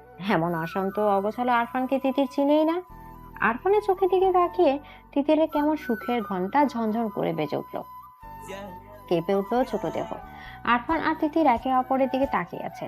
আরফান কিছু বলার আগে তিতির চলে যেতে চায়। ভয়ঙ্কর কিছুর আশঙ্কা তাকে দোলা দিচ্ছে, কিন্তু পা দুটো বড় সর্বনাশ, একদম নড়তে যাচ্ছে না। হঠাৎ তিতিরের সামনে আরফান ঝড়ের গতিতে এসে উপস্থিত হয়। তিতিরকে কিছু বুঝে ওঠার আগে নিজের সাথে আঁকড়ে ধরে তিতিরের ছোট দেহ। তিতির কেঁপে ওঠে, দম বন্ধ করে নেয়। আরফানের মাথায় যেন এতদিনের সব নেশা একসাথে চেপে এসেছে। জগৎ, সংসার, সম্পর্ক সবকিছুর কথা ভুলে আলতো করে চুমু খায় তিতিরের নরম ঠোঁটে। পরপর কয়েকটা চুমু দিয়ে থেমে যায়। আবছা ভাবে তিতিরের প্রতিক্রিয়া বোঝার চেষ্টা করে। তিতিরকে চুপচাপ থাকতে দেখে আরেকটা মিষ্টি চুম্বন দেয়। আরফানের এমন হঠাৎ আক্রমণে তিতিরের বুকে নতুন জোয়ার এনে দেয়। তাকে পরিচয় করিয়ে দেয় ভালোবাসার এক অনন্য সুখের সাথে। বালিকার বুকে সমুদ্র উত্তাল ঢেউ আছড়ে পড়ে, এলোমেলো করে দেয় তাকে। দুহাত দিয়ে আঁকড়ে ধরে লম্বা বলিষ্ঠ পুরুষটাকে। থেমে যাওয়া ঠোঁটের স্পর্শ আবারও নতুন করে জাগিয়ে দেয়। তিতিরের এইটুকু আহ্বান আরফানকে পাগল করে তোলে। এতদিন জমিয়ে রাখা সবটা ভালোবাসা পাগলের মতো মাথা নাড়া দিয়ে ওঠে। অথচ দুজনে কেউ কাউকে ভালোবাসার কথা বলেনি। বুকের ভেতর অনুভূতি টানা ঝাপটানো কথাই বলেনি। অনুভূতির সূক্ষ্ম বাক্যগুলো যেও কাউকে দেখায়নি, কিন্তু তাদের কাছাকাছি আসা হয়ে গেছে। মিষ্টি ঠোঁটের কোণে একটু একটু ভালোবাসার ছাপ দৃশ্যমান। আরফান ফিসফিস করে বলল, আমার তিতির পাখি, খুব ভালোবাসি সোনা। দীর্ঘ 5 মাস পরে মাহমুদ বাড়ি আসে। বাড়ি আসার প্রচন্ড ইচ্ছা থাকলে সে একবারও বাড়ি মুখো হয় না। সাধারণ সম্পর্ককে সে অন্য নাম দিতে রাজি না। তাছাড়া এটা কখনো সম্ভব না। এতদিন পরে হঠাৎ করে মনটা বাড়ির জন্য আনচান করে ওঠে। এদিকে পড়ালেখাও প্রায় শেষ, তাই তো কাউকে কিছু না জানিয়ে রাতের বাসে করে সকালে এসে বাড়িতে পৌঁছায়। মহিবুল্লাহ খান ছেলেকে পেয়ে খুব খুশি হয়ে যায়। শুধু মহিবুল্লাহ, কোনো বাড়ির প্রত্যেকে খুশি না। বাড়ির বড় সন্তান শাহাবুদ্দিন খান হলেও ওনার ছেলে আরফান জন্ম নেওয়ার আগেই মহিবুল্লাহর ছেলে মাহমুদ জন্মগ্রহণ করেছে। সুতরাং প্রথম বাচ্চা হিসেবে মাহমুদই সবারই প্রিয়। তাছাড়া প্রিয় না হওয়ার কোনো কারণও অবশ্য নেই। মাহমুদ খুব শান্ত ও নিবিড় প্রকৃতির মানুষ। কিছু মানুষ আছে না দেখলে প্রচন্ড ভালো লাগে, মাহমুদ তেমন মানুষ। এতদিন পরে নিজের ছেলেকে পেয়ে তানিয়া তার আনন্দে আত্মহারা হয়ে যায়। সেই যে আসার পরে ছেলেকে আঁকড়ে ধরেছে, এখন এভাবেই আছে। খুশিতে চোখে পানি চলে আসার উপক্রম। তানিয়ার এমন আহ্লাদীপনায় ওনার শাশুড়ি জয়তুন বেগম বিরক্ত হন। কই, উনিও তো মাহমুদকে ভালোবাসেন, এমন তো করেন না। বিরক্তি গলায় রা রা করে বলল, তুমি তো এমনভাবে ঝাপটায় ধরে রাখছো, মনে হচ্ছে ছেলে বিদেশ থেকে আসছে। যাও নাস্তা বানাও, ছেলেটা সারা রাত জার্নি করে আসছে। তানিয়া আক্তার মাহমুদের দিকে তাকায়। উনি মাহমুদকে জন্ম দিয়েছেন, অথচ ছেলেটা লম্বায় ওনাকেও ছাড়িয়ে গেছে। মায়াভরা হাতে মাহমুদের গালে হাত দিয়ে বলল, আপনি এসব বুঝবেন না আম্মা। ছোট ছেলে বউয়ের কথাটা জয়তুন বেগমের ঠিক পছন্দ হলো না। উনি ব্রু কুচকে বলল, না না, আমি বুঝবো কেন? আমি কি আর সন্তান জন্ম দিয়েছি? সন্তান তো শুধুমাত্র তোমরাই জন্ম দিয়েছো। যত সব ঢং। শাশুড়ির মাথায় তানিয়া কিছুই মনে করে না। সে তার শাশুড়ির কটু কথায় অভ্যস্ত। মাহমুদ দাদির দিকে তাকিয়ে বলল, দাদি, তুমি ওকে মিস করনি? মাহমুদ কথা শুনে জৈতুন বেগমের মুখে হাসি ফুটে ওঠে। নরম স্বরে বলল, অনেক মিস করেছি ভাই। আমি তোমাকে খুব মিস করেছি। তানিয়া একটা ছেলেকে কি দিয়ে নাস্তা করাবে সেই নিয়ে ব্যস্ত হয়ে পড়ে। মাহমুদ ফ্রেশ হতেই রুমে চলে যায়। অনেক দিনের ময়লা রুমে এসেও তার এক অজানা শান্তি লাগে। মনের কুড়িতে প্রশান্তিময় বাতাস ছুঁয়ে যায়। নিজ হাতে ছেড়ে ঝুড়ে রুমটা ঠিক করে গোসল করে রুম থেকে বের হয়। সোফায় বসে টেবিলের দিকে নজর যায়। মারিয়া চুপচাপ নিজের খাবার খাচ্ছে। সে এক দৃষ্টিতে মারিয়ার দিকে তাকিয়ে আছে। মারিয়া, এই নামটা সাধারণ হলেও এই নামের মানুষটার আচরণ অসাধারণ। মানুষটা ছোট হলেও নিজেকে নারী হিসেবে প্রকাশ করতে খুব ব্যস্ত। তখনই মারিয়ার চোখের দৃষ্টি সোফার দিকে পড়তে সে স্তব্ধ হয়ে যায়। চোখের গোলক বড় হয়ে তাকিয়ে থাকে। মাহমুদের চোখের গরম দৃষ্টি দেখে মারিয়া মাথা নিচু করে দেয়। তারপর চোরের মতো আবার তাকায়। মারিয়া তাকানোর ভঙ্গি দেখে মাহমুদ মুচকি হাসে। ভবিষ্যতে কি হবে ভেবে হাসির রেখা মুছে যায়। মারিয়া আর খেতে পারে না। খুশিতে নাচতে ইচ্ছা করলে কি আর খাবার পেটে যায়? সে উঠে বিড়ালের মতো পা ফেলে রূপের দিকে ছুটে আর মনে মনে আল্লাহর কাছে ফরিয়াদ করে, আল্লাহ, এটা যেন সত্যি হয়। মাহবুব যেন সত্যি বাসায় আসে। এমন স্বপ্ন সে দেখতে চায় না। মারিয়া রুমে এসে আয়নায় নিজেকে দেখে। চেহারাটা দেখতে খুব মলিন আর রুক্ষ লাগছে। এতদিন ছন্ন ছাড়া চলাফেরার কারণে চেহারার অবস্থা খুবই করুণ। তার নিজের ওপর খুব রাগ হলো। আর একটু সুন্দর করে থাকলে তো এই ফকিনের মতো চেহারা নিয়ে মাহমুদের সামনে পড়তে হতো না। সে আলমারি খুলে নতুন জামা বের করে বাথরুমে যায়। আজকে খুব পরিপাটি হয়ে থাকা চাই। সারা রাত কেঁদে তিতিরের ফর্সা গাল লাল টকটকে হয়ে আছে। চোখের অবস্থা আরো করুণ, অস্বাভাবিকভাবে ফুলে উঠেছে। কিন্তু সকাল হয়ে গিয়েছে যে এবার তো রুম থেকে বেরোতে হবে। ইতিমধ্যে তানিয়া একটার কয়েকবার ডেকে গিয়েছে। তিতির বাথরুমে গিয়ে মুখে বেশি করে পানির ঝাপটা দেয়। আয়না নিজের দিকে তাকিয়ে চোখের পর্দায় ভেসে ওঠে রাতের মুহূর্তটুকু। ইচ্ছাই হোক আর অনিচ্ছাই হোক, হঠাৎ করে যাওয়া কাজটায় দুজনেই বিব্রত হয়। আরফান তিতিরের দিকে তাকিয়ে কিছু বলবে, তার আগে তিতির এক অভাবনীয় কাজ করে ফেলে। রাগে দুঃখে ঠাস করে আরফানকে এক থাপ্পড় দিয়ে সরিয়ে দেয়। ভালোবাসার কথা না বলে এমন করে ছুঁয়ে দেওয়ার সাহস হলো কি করে? অথচ ভুলে গেল আরফানের স্পর্শে সে নিজেও সাড়া দিয়েছিল। তাই তো আরফান গভীরভাবে ছুঁয়েছে। তিতিরের এমন কাজে আরফান হতবম্ব হয়ে গেছে। হাত দিয়ে গা ছুঁয়ে ফ্যালফ্যাল করে তিতিরের দিকে তাকিয়ে আছে। তিতির হিস করে বলল, আপনি খুব খারাপ। তুই খারাপ না? তিতিরের বিবেক প্রশ্নের উত্তর জানে কিন্তু মানতে নারাজ। সে কাঁদে ফুপিয়ে ওঠে, কান্নার তোড়ে কেঁপে ওঠে। মাথা নেড়ে বলল, অসভ্য লোক। আরফান হতবাক, কি বলবে মাথায় আসে না। সে অসহায় গলায় বলল, তুইও তো ঝাপটে ধরলি তিতির। আপনি সুযোগ নিয়েছেন, আমাকে একা ছাদে ডেকে খুব খারাপ কাজ করে ফেলেছেন। আর কখনো আমার সাথে কথা বলার চেষ্টা করবেন না। যদি কোনো রকম চেষ্টা করেন তো আমি বড় আব্বুকে বলে দিব। কান্নারত অবস্থায় তিতির নিচে চলে যায়। ছাদের পরিবেশ ততক্ষণে থমথমে রূপ ধারণ করেছে। ঠান্ডা ঝিরিঝিরি বাতাস স্তব্ধ আরফানকে বিবেকের চরম দংশনে রেখে তিতির পালিয়ে যায়, রেখে যায় আরফানকে। ফজরের আজানের পর আরফান ব্যাগ হাতে রুম থেকে বেরোয়। মায়ের কাছে বিদায় নিয়ে ঢাকার উদ্দেশ্যে নিয়ে বেরিয়ে পড়ে। এত সকালে কেন যাচ্ছে এই নিয়ে হাজারা প্রশ্ন করে সালমা বেগম। আরফান জানায়, তার জরুরি কাজ পড়ে গিয়েছে, তা গেলে হবে না, তাই এত সকালে যাওয়া। সালমা বেগম আর এত ঘাটালেন না। আরফান অরুণচটির স্বভাবে, তাই তার কাছে কোনো সন্দেহ ইলিশ মাত্র রইল না। সারা রাস্তা আরফানের মুখ থমথম হয়েছিল। কখন যেন চোখ জ্বালা করতে করতে লাল টকটকে হয়ে গিয়েছে। সে কি আসলে সুযোগ নিয়েছে? আর তিতির যে তাকে আঁকড়ে ধরে আরো কাছে টানলো সেটা। তিতির রুম থেকে বেরিয়ে সোফায় পুরুষ ভাবায়ক কাউকে বসে থাকতে দেখে ভাবলো এটা আরফান। মাথা নিচু করে পাশ কাটিয়ে চলে যেতে চাইলে তখন সামনে বসা পুরুষ তাকে ডাকে। চিরপরিচিত ভাইয়ের কণ্ঠ শুনে তিতি চমকে যায়। মাথা তুলে ভাইয়ের দিকে তাকে খুশিতে হাসে। মাহমুদ হাত ধরে আদর বোনকে পাশে বসে। বোনের চেহারার দিকে ব্রু কুচকে তাকিয়ে বলল, কি খবর তিতি পাখির? ভালো। তুমি এতদিন আসনি কেন ভাইয়া? তিতিরের লাল চোখ জোড়া মাহমুদের নজর এড়ায় না। সে সন্ধানী চোখে তাকিয়ে বলল, এখন আসলাম। তিতির হাসে। মাহমুদ বলে, কেঁদেছিস কেন? কাঁদিনি। প্রেমে পড়েছিস? তিথি চমকে যায়, কথা বলার ভাষা হারিয়ে ফেলে। তানি একটা নাস্তার প্লেট দিয়ে দুই ভাই বোনের দিকে এগিয়ে আসে। উনি আসাতেই তিতির ছাড়া পায়। আসন্ন বিপদ থেকে যেন স্বয়ং আল্লাহ তাকে বাঁচিয়ে দিল। উনি এসে মাহমুদকে খাওয়াতে ব্যস্ত হয়ে পড়ে। তিতির আস্তে করে কেটে পড়ে। বড় কাছে জানতে পারে যে আরফান ভোরে ঢাকা চলে গেছে। মাহমুদ এসেছে অথচ আরফান চলে গেল। দুই ভাই দেখাই হলো না, তাই ওনার খারাপ লাগছে। আরফান চলে গিয়েছে এই কথাটা জানার পর থেকে তিতিরের মন খারাপের ওজন যেন আরো বেড়ে যায়। দোষ তো আরফানের একার ছিল না, দোষ তিতিরেরও ছিল। কিন্তু সে কিনা সবটা দোষ আরফানকে দিয়ে এত পরিমাণ দোষী বানিয়ে দিল যে ছেলেটা বাড়ি থেকে চলে গেল। তিতিরের দম বন্ধ হয়ে আসে, কান্নার গলায় দলা পাকিয়ে ওঠে। কান্না লুকাতে সবার অগজরে সে রুমে চলে যায়। তারপর বাঁধ ভাঙিয়ে কান্নারা ছুটে চলে অবিরাম গতিতে। রাত 12টা। গ্রামের পরিবেশ এইটুকু রাতে চারদিক নিঝুম স্তব্ধ হয়ে গেছে। মাহমুদ বিছানায় আদশোয়া হয়ে মোবাইল দেখছে। তার চোখের দৃষ্টি বারবার দরজার দিকে চলে যাচ্ছে। সে জানে মেয়েটা আসবে। কেন এমন ধারণা হচ্ছে সেটা জানা নেই, কিন্তু সেই ধারণার উপর ভিত্তি করে সে দরজা লাগায়নি, হালকা করে ভিজিয়ে রেখেছে। চোখের দৃষ্টি মোবাইলের উপর নিষিদ্ধ হলেও মনের চোখ বারবার দরজার দিকে তাকাচ্ছে। তখনই দরজা খুলে গেল। হলুদ রঙা থ্রি পিস পরে মারিয়া রুমে প্রবেশ করে।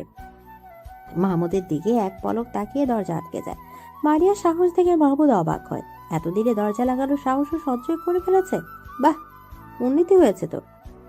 দরজা লাগিয়ে মারিয়া এক পাও এগিয়ে আসে না। দরজার সামনে থেকে মাহমুদের দিকে তাকিয়ে আছে। মাহমুদ হাতের মোবাইল বিছানায় রেখে মারিয়াকে বিব্রত করতেই কিনা এক দৃষ্টিতে মারিয়ার দিকে তাকিয়ে থাকে। কিন্তু মারিয়া বিব্রত হয় না, বরং দু কদম এগিয়ে আসে। মাহমুদ বলল, কি সমস্যা? সেটা তো আপনি বলবেন। কি বলবো? আপনার কি সমস্যা? আমার তো কোনো সমস্যা নেই। যদি সমস্যা নাই থাকে তাহলে সবাইকে ভালো মন্দ জিজ্ঞেস করলেন, অথচ সারাদিনে একবারও আমাকে জিজ্ঞেস করলেন না আমি কেমন আছি। তোকে দেখে মনে হয় তুই খুবই ভালো আছিস, এটা আর জিজ্ঞেস করবো কি? আমাকে দেখে আপনার ভালো আছে মনে হলো? হ্যাঁ। অথচ আমি একটুও ভালো নেই। কেন? মারিয়া চুপচাপ দাঁড়িয়ে থাকে। মাহমুদ বিছানা থেকে নেমে আসে। মারিয়ার কাছাকাছি দাঁড়াতে মারিয়া বলল, আপনি সব বুঝেও না বুঝার ভান করেন কেন? কারণ এই বেশি বোঝাটা ভালো কোনো কিছু বয়ে আনবে না, তাই। ভালো কিছু তো হতে পারে। পারে না। মারিয়া চোখের কোণে পানি টলমল করে ওঠে। বুকে ব্যথা হয়, ফিসফিস করে বলল, মাহমুদ ভাই। মারিয়ার কথা শেষ করার আগে তাকে থামিয়ে মাহমুদ বলল, এত রাতে আমার রুমে এসেছিস কেন? কেউ দেখলে তখন কেলেঙ্কারি হয়ে যাবে। মারিয়ার হঠাৎ এক অপ্রীতিকর কাজ করে বসে। হাঁটু মুড়ে মাহমুদের পা আঁকড়ে ধরে বলল, আপনি আমাকে এত অবহেলা করবেন না প্লিজ। আমার মনে হয় আমি মরে যাব। মারিয়ার কাছে মাহমুদ বিব্রত হয়। হাত দিয়ে মারিয়াকে উঠাতে চায়। মারিয়া কান্না ভেজা গলায় বলল, এত ভালোবাসা আপনার চোখে পড়ছে না? কথা দিচ্ছি আমার মতো করে দুনিয়ায় আর কেউ আপনাকে ভালোবাসবে না। মাহমুদের বুকটা কেমন খা খা করে ওঠে। মারিয়ার কান্না তার একদম ভালো লাগে না। সে মারিয়াকে টেনে তুলে। এই প্রথমবারের জন্য মারিয়ার চোখের পানি পরম যত্নে মুছে দেয়। হাসতে করে বলে, আবার কান্নাকাটি কেন? মারিয়া কোনো কথা বলে না। মাহমুদ খুব কাছ থেকে মারিয়াকে দেখে উপলব্ধি করে সে হারিয়ে গেছে। তবে হারিয়েছে সেটা না জানা থাকলেও এটুকু বুঝতে পারছে অনেক আগেই গোপন কুটিরতে এই নারী জায়গা করে নিয়েছে। সে আস্তে করে বলল, এখন রুমে যা। মারিয়া আর বেহা হওয়ার সাহস করে না, চুপচাপ রুমে চলে যায়। সকালে নাস্তার টেবিলে সবাই উপস্থিত। শাহাবুদ্দিন খান মাহমুদকে ছোটবেলা থেকেই খুব আদর করে। নিজের কাঁধে করে কত হেঁটেছেন তার কোনো হিসাব নেই। মাহমুদকে কখনো ভাইয়ের ছেলে মনে করেনি। মাহমুদও তার বড় আপুর সব কথা শোনে। দুজনের সম্পর্ক খুবই সহজ। শাহাবুদ্দিন খান বলল, পড়ালেখা তো শেষ করে নিচ্ছিস, এবার আমাদের এটুকু খুশি এনে দে। মাহমুদ শাহাবুদ্দিন খানের দিকে তাকিয়ে কথাটা বোঝার চেষ্টা করে। সবার মুখে মিটিমিটি হাসি দেখে বড় আব্বুর কথাটা বোধগম্য হয়। কথাটা বুঝে মাহমুদ হেসে ওঠে। ওর হাসি দেখে জয়তিন বেগম বলল, হাসলে হবে না, এবার বিয়ে করে আমাদেরও একটু হাসা। এত তাড়াতাড়ি বিয়ে করবো কেন? কেন, তোর বিয়ের বয়স হয়নি? না। তোর কোনো পছন্দ আছে? মাহমুদের চোখের তারায় মারিয়ার কান্না ভেজা মুখটা ভেসে ওঠে, কিন্তু সে মাথা নেড়ে বলল, না, আমার কোনো পছন্দ নেই। তাহলে আমরা দেখব। দেখুন। গ্রামের আকবর আলীর নাতনিকে দেখলাম, বেশ ভালো লাগলো। আজকে বিকালে মেয়েটাকে দেখতে যাব। আচ্ছা। এত সব কথাগুলো সবাই হাসি মুখে শুনলেও মারিয়ার মুখের ভাব হাসি হাসি রইল না। সে আস্তে করে উঠে গেল, চুপচাপ দরজা আটকে দিল। এত হাসি খুশির মাঝে মারিয়াকে কেউ লক্ষ্য করলো না। দুপুর গড়িয়ে সন্ধ্যা নেমে এলো। শাহাবুদ্দিন খান, মহিবুল্লাহ আর জয়তুন বেগম আকবর আলীর বাড়িতে যাওয়ার প্রস্তুতি নিচ্ছে। এর মাঝে মারিয়ার আম্মা সালমা বেগম হন্তদন্ত হয়ে ছুটে আসে। কান্না জড়িত গলায় বলে, সে সকাল থেকে মরিয়ার রুমের দরজা আটকে আছে। দুপুর গড়িয়ে সন্ধ্যা নামলে এখনো তো দরজা খুলছে না। এই পর্যন্ত 1000 বার ডাকা হয়েছে। ঘুমাচ্ছে হয়তো। মারিয়ার ঘুম খুব পাতলা, একবার ডাকলেই উঠে যায়। এবার সবাই চিন্তিত হয়। কোনো উপায় না দেখে কাঠের দরজা ভেঙে ভেতরে ঢুকে মারিয়াকে ঘুমন্ত অবস্থায় পায়। তাকে জাগানোর চেষ্টা করলেও সে জাগে না। অবস্থা খারাপ দেখে মারিয়াকে হাসপাতালে নেওয়া হয়। হাসপাতালে নেওয়ার পর ডাক্তার তার চিকিৎসা করে জানায় ঘুমের ওষুধের কারণে এমন হয়েছে। এত ছোট মানুষের ঘুমের ওষুধ খাওয়ার কি দরকার, তা কারও বোধগম্য হলো না। গভীর রাতে মারিয়াকে বাসায় নিয়ে আসা হয়। শাহাবুদ্দিন খান চিন্তিত ভঙ্গিতে বসে আছে। এই এত কিছু ঘটে গেছে, অথচ মাহমুদ একটা শব্দ পর্যন্ত উচ্চারণ করেনি। কেমন গম্ভীর হয়ে আছে। সে তার বড় আব্বুর কাছে এগিয়ে আসে, বুকে সাহস নিয়ে পাশে বসে, হাত ধরে বলল, বড় আব্বু, একটা কথা বলি। বল। তোমার রাজকন্যাটা আমাকে দিয়ে দাও, আমি তাকে রানীর মতো করে রাখবো। তোরা একে অপরকে ভালোবাসিস? মাহমুদ কথা বলে না, কিন্তু শাহাবুদ্দিন খান শিক্ষিত বিচক্ষণ মানুষ, উনি যা বুঝার বুঝে নেয়। সেদিন রাতেই মাহমুদ আর মারিয়ার বিয়ের দিন ঠিক করা হয়। সবাই অবাক হলেও কোনো বিরোধিতা করেনি। তিতির খুশি হয়। তখনই হাতের মোবাইলে টুং করে মেসেজ আসে। মেসেজ খুলে তার ভ্রু কুঁচকে যায়। আরফান একটা মেয়ের গালে চুমু দিচ্ছে, আরেকটা ছবিতে জড়িয়ে রেখেছে। তিতিরের খুব রাগ হলো। রাগে হাতের মোবাইল হাত থেকে ফেলে ভেঙে ফেললো। হাত দিয়ে নিজের ঠোঁট পাগলের মতো ঘষে আরফানের সবটা স্পর্শ মুছতে চাইল। আগামী শুক্রবার বিয়ে। এত জলদি বিয়ে দেওয়ার কি আছে, এটাই সবার বোধগম্য হচ্ছে না। কিন্তু শাহাবুদ্দিন খানের কথার উপরে তো কেউ কথা বলার সাহস পাচ্ছে না। মহিবুল্লাহ খুব খুশি নাকি বেজার হবে, এটাই বুঝতে পারছে না। মারিয়া তাদের নিজেদের মেয়ে, নিজের হাতে মানুষ করা, খুবই শান্ত মেয়ে। বউ হিসেবে এমন মেয়ে সবাই খুঁজে, কিন্তু সমস্যা অন্য জায়গায়। তানিয়া বেঁকে বসেছে। একটা মাত্র ছেলে, 1000টা মেয়ে দেখে বেছে বিয়ে করবে, তা না হুট করে বিয়ের সিদ্ধান্ত নিয়ে ফেলেছে। ভাইজানের উপর তার সব রাগ। ইঞ্জিনিয়ার ছেলে পেয়েছে বিধায় নিজের মেয়েকে সুপাত্রে দিতে এত তাড়া, কিন্তু তার স্বামী কি কিছুই বলতে পারে না? ছেলেকে জন্ম দিয়ে যদি এইটুকু অধিকার না থাকে তাহলে? তানিয়ার রুমের মধ্যে রেগে ফেটে পড়ে। শাহাবুদ্দিন খানকে কিছু না বলতে পারলেও মহিবুল্লাহ খানকে ঠিকই কথা শোনালো। আমার ছেলের বিয়ে আর সিদ্ধান্ত নেওয়ার সময় আমি থাকবো না? উনি এত বড় সিদ্ধান্ত নেবে কেন? বড় ভাই হয় না, এটা নিতেই পারো। আমি মানি না। কেন? আমি 10টা থেকে একটা বউ আনতাম। মারিয়া কম কিসে? তানিয়া দমে যায়। মারিয়া কোনো কিছু থেকে কম না, কিন্তু ছেলেকে যাচাই বাছাই করে বিয়ে করানোর খায়েশটা যে অপূর্ণই থেকে যাবে। মাহমুদ কি রাজি? আজকালকার যুগে ছেলে মেয়ের অমতে এসব মাতব্বরি করা ভালো না। মাহমুদের সামনে তো সব জানানো হলো, কই সে তো আপত্তি করেনি। হয়তো ওনার ভয়ে কিছু বলেনি। তুমি একবার ভাইয়ের সাথে কথা বলো। বাবা মায়ের রুম থেকে উচ্চ কণ্ঠ শুনে মাহমুদ সেদিকে যায়। দরজা গলিয়ে মাথা ঢুকিয়ে হেসে বলল, আসবা মা? হঠাৎ ছেলেকে দেখে দুজনেই বিব্রত বোধ করে। মাহমুদ রুমে ঢুকে আয়েশ করে বিছানা বসে বলল, হ্যাঁ, এবার বলো। তুই রাজি? আমি রাজি না হলে কি বিয়ে ঠিক হতো? তুই রাজি? মারিয়াকে আমার ভালো লাগে। তোমরা যেটা কখনো বুঝতে পারোনি সেটা বড় আব্বু বুঝেছে। আর আমি চাই না তোমরা দুইজন এটা নিয়ে আর ঝগড়া করো। রুমের বাইরে থেকে সব স্পষ্ট শোনা যায়, সবাই খারাপ ভাবছে। মাহমুদ চলে যায়। তারপর থেকে মহিবুল্লাহ তানিয়া ব্যস্ত হাতে বিয়ের শপিং করে। সব আয়োজনে যেন কমতি না হয় সে খেয়াল রাখে। ছেলে যেহেতু পছন্দ করে, তাহলে আর না করে লাভ কি? ভাইয়ের বিয়েতে তিতিরের খুশির অন্ত নেই, তাও কার সাথে? তার একমাত্র চাচাতো বোনের সাথে। বিয়ের বাকি মাত্র 2 দিন। এই 2 দিনে তিতি নিজেকে খুব ব্যস্ত রেখেছে, কিন্তু বেহায়া মন অসভ্য পুরুষের জন্য আনচান করে উঠেছে। সে শতভাগ শিওর যে আরফানের দেয়া ছবিটি এডিট করা। আজকালকার যুগে এসে এইটুকু বোঝার ক্ষমতা তিতিরের আছে, কিন্তু তাকে সব পাঠানোর মানে কি? কি বুঝাইতে চায় বলটা? সে যে অভিমান করে আছে তাকে বুঝে না?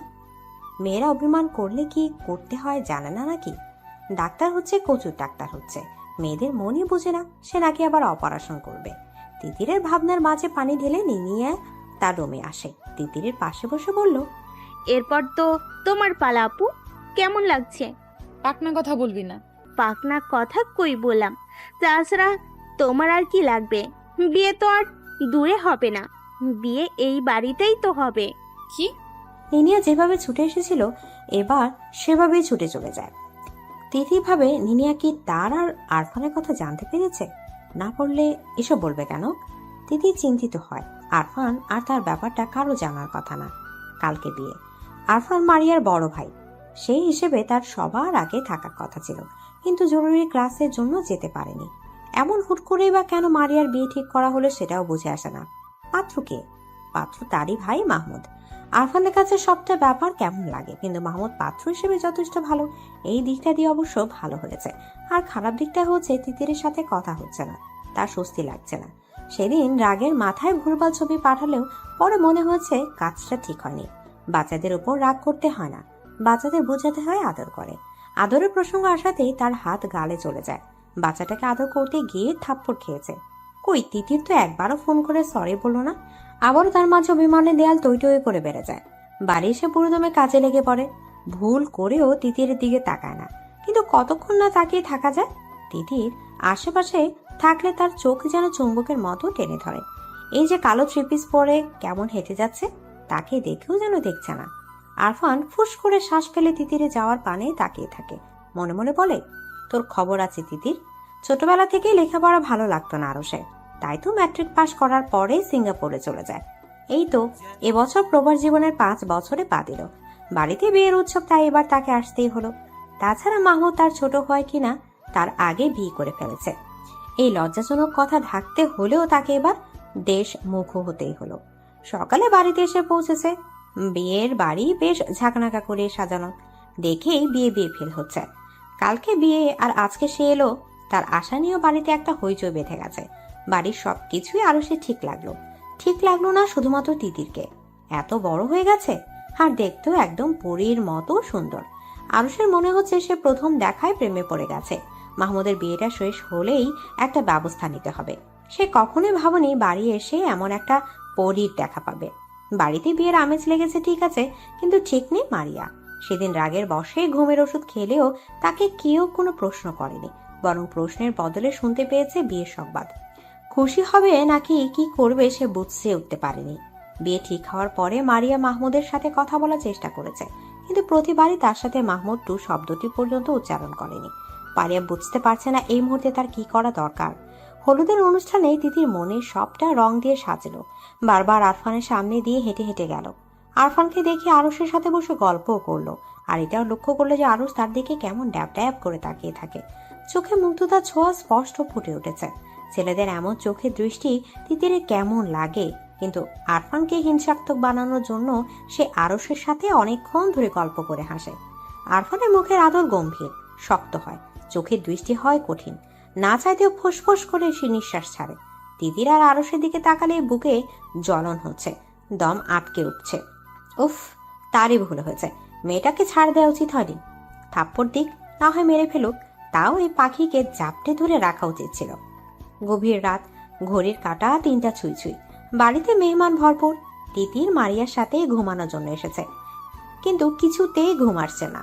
তার মনে হচ্ছে আরফান তাকে দেখেছে। সে উঠে বসে, ঘুমন্ত মারিয়ার দিকে তাকিয়ে আস্তে করে রুম থেকে বেরিয়ে যায়।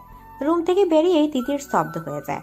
আরফান রুমের সামনে দাঁড়িয়ে আছে, যেন তারই অপেক্ষা ছিল।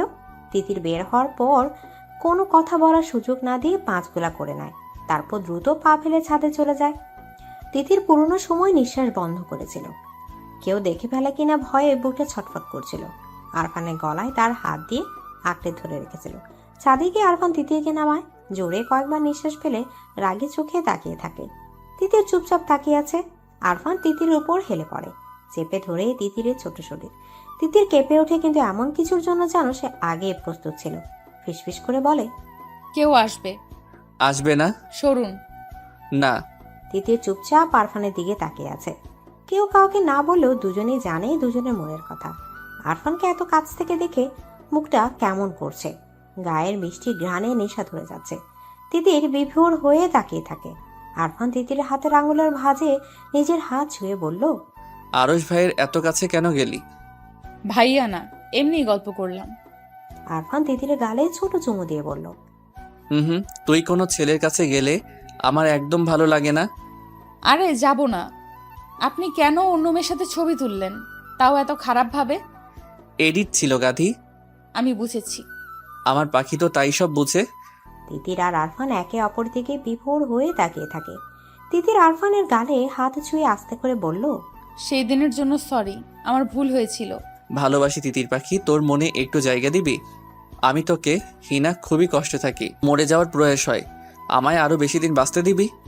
তিতির উত্তরে শক্ত করে আরফানকে জড়িয়ে ধরে, ফিসফিস করে বলল, খুব ভালোবাসি। আরফান তিতিরে ভালোবাসা সাড়া দেয়। আজকে ভালোবাসা দুষ্টু মিষ্টি ছোঁয়া দুজনেই সম্মতিতে হয়।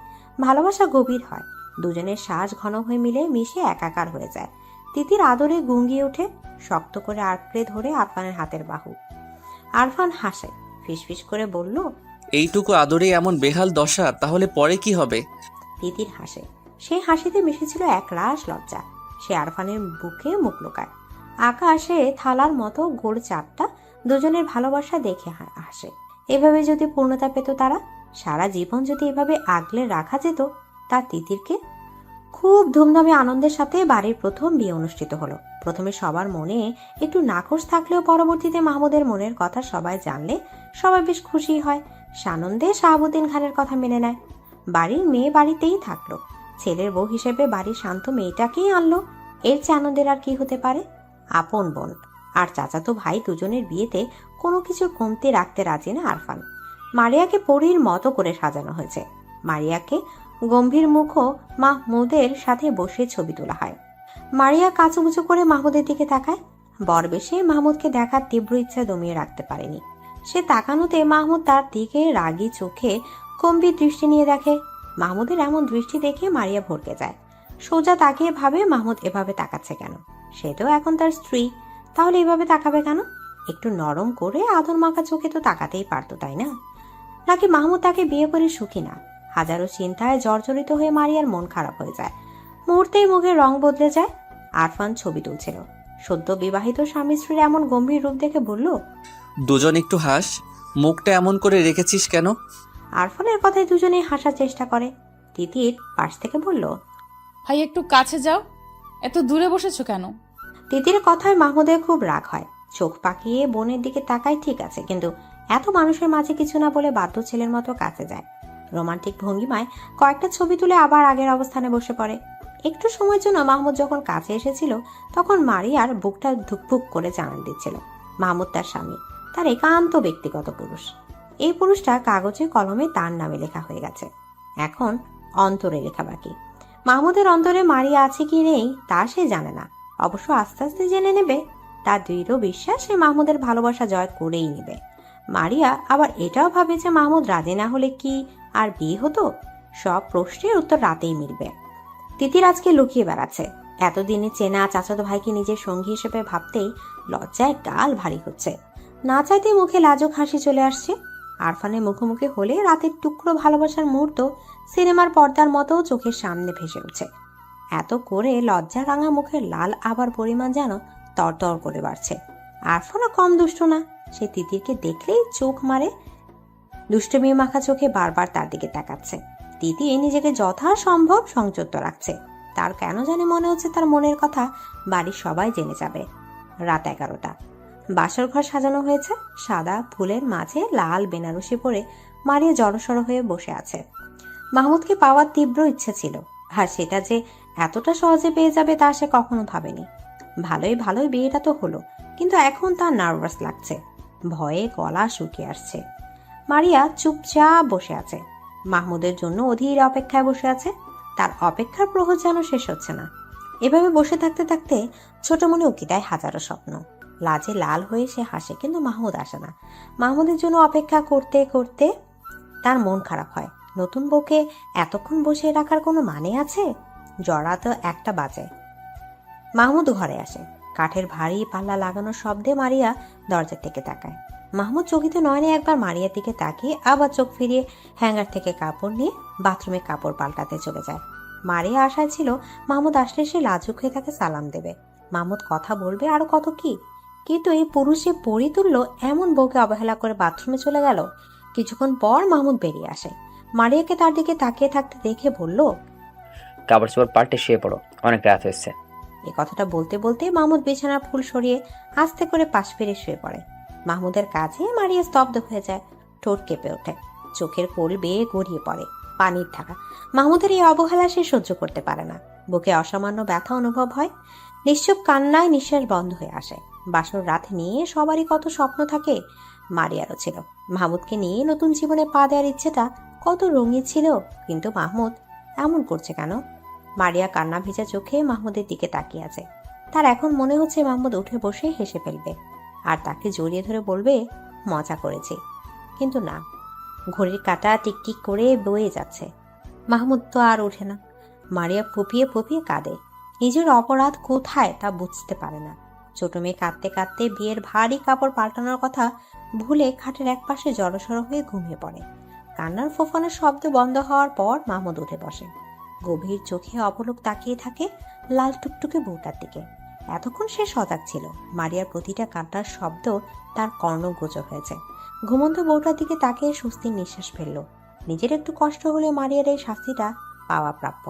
হাত বাড়িয়ে মারিয়ার কান্না ভেজা ফ্যাকাশে গাল ছুঁয়ে দেয়। খুব ভোরে মারিয়ার ঘুম ভেঙে যায়। পাশে ঘুমন্ত মাহমুদকে দেখে নতুন জীবনে পদার্পণের কথা মনে পড়ে যায়। মাহমুদকে সারা জীবনের জন্য নিজের করে পেয়েছে বলে খুশি লাগছে, আবার তাকে এমন প্রত্যাখ্যান করেছে বলে কষ্টও লাগছে। মারিয়া ঘুম ভাঙার কারণ হিসাবে আবিষ্কার করলো গায়ের ভারী কাপড় আর গহনাগুলো। এগুলোর কারণে গরমে ঘুম ভেঙে গিয়েছে। নতুন বউ হিসেবে আজকে তার নতুন শাড়ি পরার কথা। সে অনুযায়ী মারিয়া নতুন কাপড় হাতে নিয়ে বাথরুমে ঢুকে যায়। হালকা গোলাপি শাড়ি পরে বাথরুম থেকে বেরিয়ে মারিয়া হতভম্ব হয়ে যায়, কারণ ততক্ষণে মাহমুদ কাপড় পরে রেডি। মাহমুদের প্রস্তুতি জোগাড় দেখে বুঝতে পারে মাহমুদ ঢাকা চলে যাচ্ছে। মাহমুদ মারিয়ার দিকে এক পলক তাকিয়ে বেরিয়ে যায়। মাহমুদের এমন কাজেই মারিয়া চুপচাপ দাঁড়িয়ে কেঁদে ফেলে। মাহমুদ এত নিষ্ঠুর ছিল না, তাহলে হঠাৎ এমন নিষ্ঠুর আচরণ করছে কেন? 15 দিন পর সোফিয়া খানম সবার সাথে আলোচনা বসে। আম্মা, আরশের তো একটা ব্যবস্থা করার দরকার। হ্যাঁ, তা তো করা লাগবই। এক কাজ করি, মাহমুদের জন্য যে আকবর আলীর নাতনির কথা বলেছিলাম তা তো আর দেখা হলো না, কিন্তু আরশের জন্য দেখতে ক্ষতি তো নেই। এত মেয়ে দেখা দেখির কি আছে? আমাদের ঘরেই যখন এত সুন্দর পরি আছে, তখন আর বাহিরে যাব কি দরকারে? জয়তুন বেগমের কথায় সবাই চমকে যায়। উনি যে তিতিরের কথা বলছে এটা কারো বোঝার বাকি নেই। তিতিরের মা প্রতিবাদ করে, বলল, আম্মা, দিদি তো অনেক ছোট, এসব বলবেন না। তুমি চুপ থাকো, মহিলাদের এত কথা ভালো না। আম্মা, তিতিরকে কিভাবে বিয়ে দেব? ও তো ছোট। মারিয়াও তো তিতিরের বয়সী। মাশাল্লাহ, কি সুন্দর বিবাহিত জীবন। না, বুবু তা হয় না। আমার একটা মেয়ে, আমার অনেক স্বপ্ন। আমার ছেলে কি ফেলানো? বেয়াদবের মতো তর্ক করবি না। আমার ছেলের কাছে তোর মেয়ে যত সুখে থাকবে, অন্য কোথাও এমন সুখ পাবে না। আমার ছেলের মতো এমন ছেলে পাবি? তানি এবার কেঁদে দেয়। স্বামী আর ভাসুরের দিকে তাকিয়ে বলল, আমার মেয়ে আমি বিয়ে দেব না। এত কথার দরকার কি? আরশের সাথেই তিতিরের বিয়ে হবে, আর এটাই আমার সিদ্ধান্ত। আমার সিদ্ধান্তই এই বাড়ির চূড়ান্ত কথা। এই বিয়ে নিয়ে হাজারো কথা কাটাকাটি হয়, কিন্তু কেউ জয়তুন বেগমকে ওনার সিদ্ধান্ত থেকে নাড়াতে পারে না।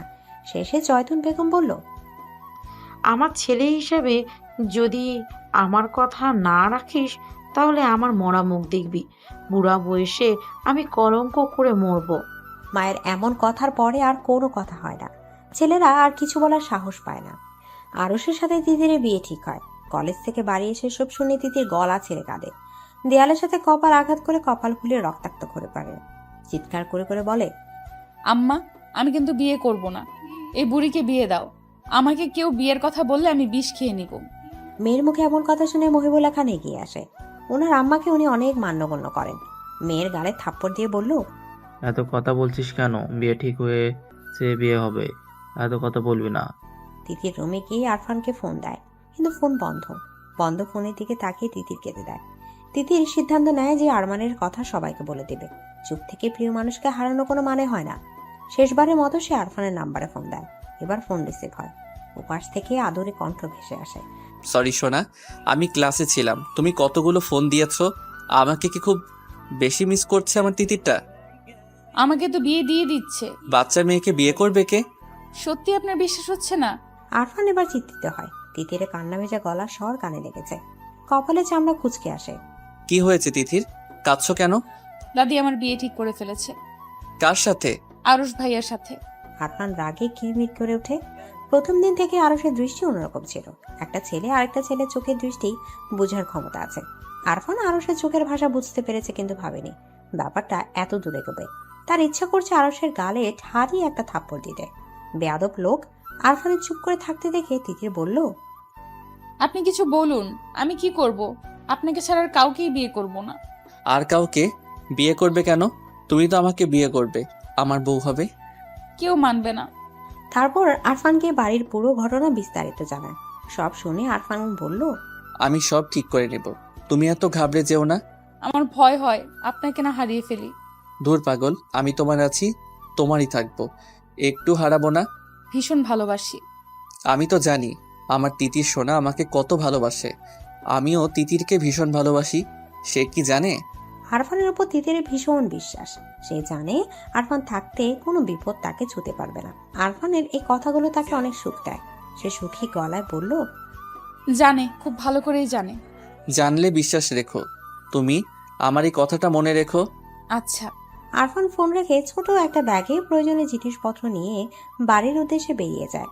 তার দাদি জয়তুন বেগমকে সে হাড়ে হাড়ে চেনে।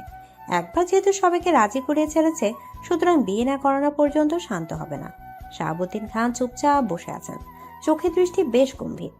যে কেউ দেখলে বুঝতে পারবে যে উনি গভীর কোনো চিন্তায় মগ্ন।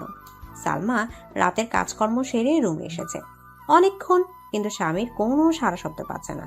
তার সাথে এ পর্যন্ত কোনো কথা বলেনি। সালমা এগিয়ে যায়, কাঁধে হাত রেখে বলল, কি ভাবেন? আম্মা হঠাৎ তিতিরকে কেন আরুষের বউ বানাতে যাচ্ছে? সালমা বেগম এই ব্যাপারটা নিয়ে নিজেও ভেবেছেন, কিন্তু শাশুড়ির উপর কথা বলার সাহস কারণে।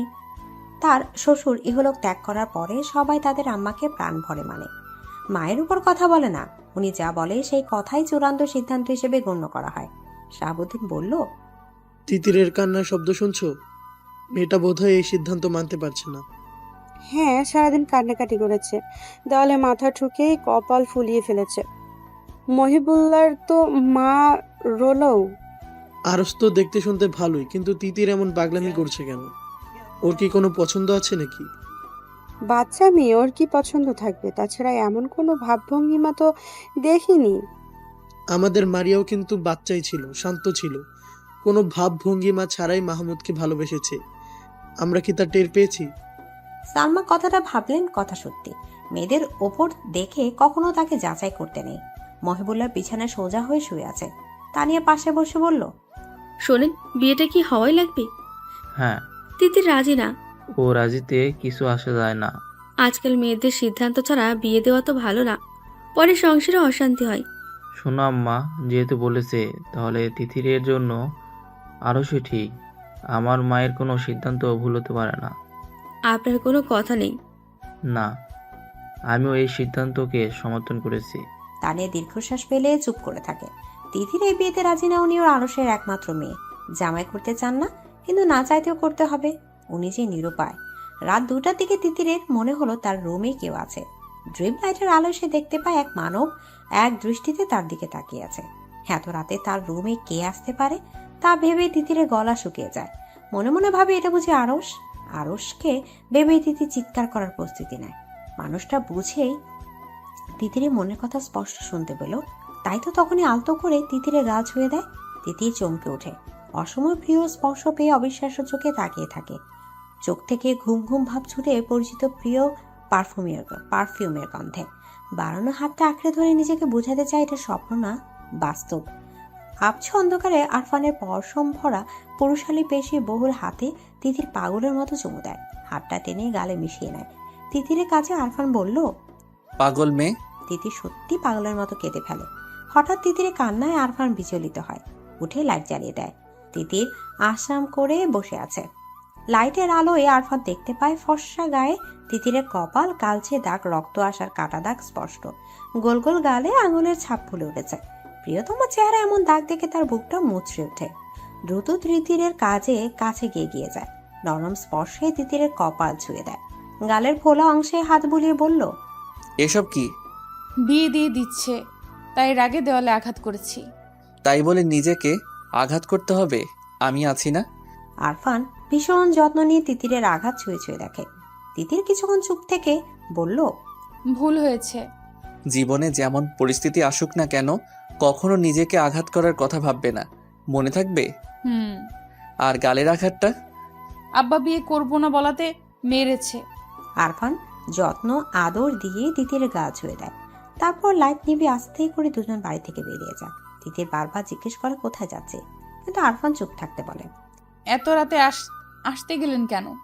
আমার প্রেমিকার বিয়ে হয়ে যাচ্ছে, আমি ঢাকায় বসে থাকবো? হোক বিয়ে, তাতে কি? আমাকে মেরে ফেলতে চাস নাকি? যদি মেরে ফেলতে চাস তাহলে বিয়ে করে নে। তিতির হেসে আরফানের হাত আঁকড়ে ধরে। আরফান আবার বলল, তুমি পারবে আমাকে ছেড়ে অন্য কাউকে বিয়ে করতে? আমিও মরে যাব। ইস, একদম আমার আত্মা তুমি। তিতিরের কথা শুনে আরফান হাসে। নদীর তীরে এসে থামার পরে তিতির মুগ্ধ চোখে নদীর দিকে তাকিয়ে থাকে। ভরা জ্যোৎস্নায় নদীর পানি টলমল দৃশ্যমান। আকাশে বিশাল থালার মতো চাঁদ, মাঝে মাঝে ঝিঝি পোকার লুকোচুরি চোখে পড়ছে। তিতির হাসে, বিড়বিড় করে বলল, এত সুন্দর। বাড়িতে যাওয়ার সময় এমন দৃশ্য দেখে ভাবলাম আমার তিতিরকে এই সৌন্দর্য থেকে বঞ্চিত করা ঠিক হবে না, তাই তো তোমাকে নিয়ে আসলাম। মন ভালো লাগছে? খুব। দুজনে ঘাটে বাঁধা একটা নৌকায় উঠে বসে। তিতির বলল, নৌকা চালাবে কে? আমিই চালাবো। আমি তোমার মাঝি উজান গাঙ্গে বৈঠা বাইয়া লইয়া যামো শ্বশুর বাড়ি। যদি কন্যা থাকো তুমি রাজি? তিতির সারাদিনের কান্না টেনশন সব ভুলে আরফানের ছন্দ শুনে খিলখিল করে হাসে ওঠে। ভীষণ আহ্লাদে গলায় বলল, মাছি, আমারে তোমার মন মাঝারে নিয়ে যাও, যেখানে কেউ খুঁজে পাবে না। আরেকটু অপেক্ষা করো সুন্দরী, এই মাঝি তোমাকে সমুদ্রে ডুবিয়ে আবার উঠাবে। সাঁতার জানো তো? সাঁতার জানি না, তবে মাছির সাথে থাকতে চিন্তাও করি না। মাঝি শিখাবে। হ্যাঁ, খুব ভালো করে শিখাবো। তিতির নৌকার পাটাতনে মাথা রেখে শুয়ে পড়ে। আরফানের দিকে তাকিয়ে বলল, সারা জীবনের জন্য তুমি আমার মাছি হয়েই থেকো, আমার উজান ঘাটের মাছি। থাকবো। শুনছো চাঁদ, এই মাছি আমার, শুধু আমার। তুমি সাক্ষী থাকলে কিন্তু। তিতির তারা ভরা আকাশের দিকে তাকিয়ে মুগ্ধ হয়। এত সুন্দর রাতের আকাশে আগে কখনো দেখেনি, কিংবা কখনো এর রূপ উপভোগ করার চেষ্টাও করেনি। আজকে এমন মধুর রাত উপভোগ করানোর জন্য সে আরফানের উপর কৃতজ্ঞ। মাছ নদীতে যাওয়ার পরে আরফান নৌকার বৈঠা তুলে নেয়। ধীর পায়ে এগিয়ে তিতিরের কাছে যায়। আরফানের উপস্থিতিতে তিতির চোখ খুলে তাকায়, মিষ্টি করে হাসে। আরফান দাঁড়িয়ে থাকে। আরফানকে দাঁড়িয়ে থাকতে দেখে তিতিরও দাঁড়ায়। দুজন দাঁড়ানোর জন্য নৌকা দুলে উঠে। ভয় পেয়ে তিতির আরফানের হাত আঁকড়ে ধরে।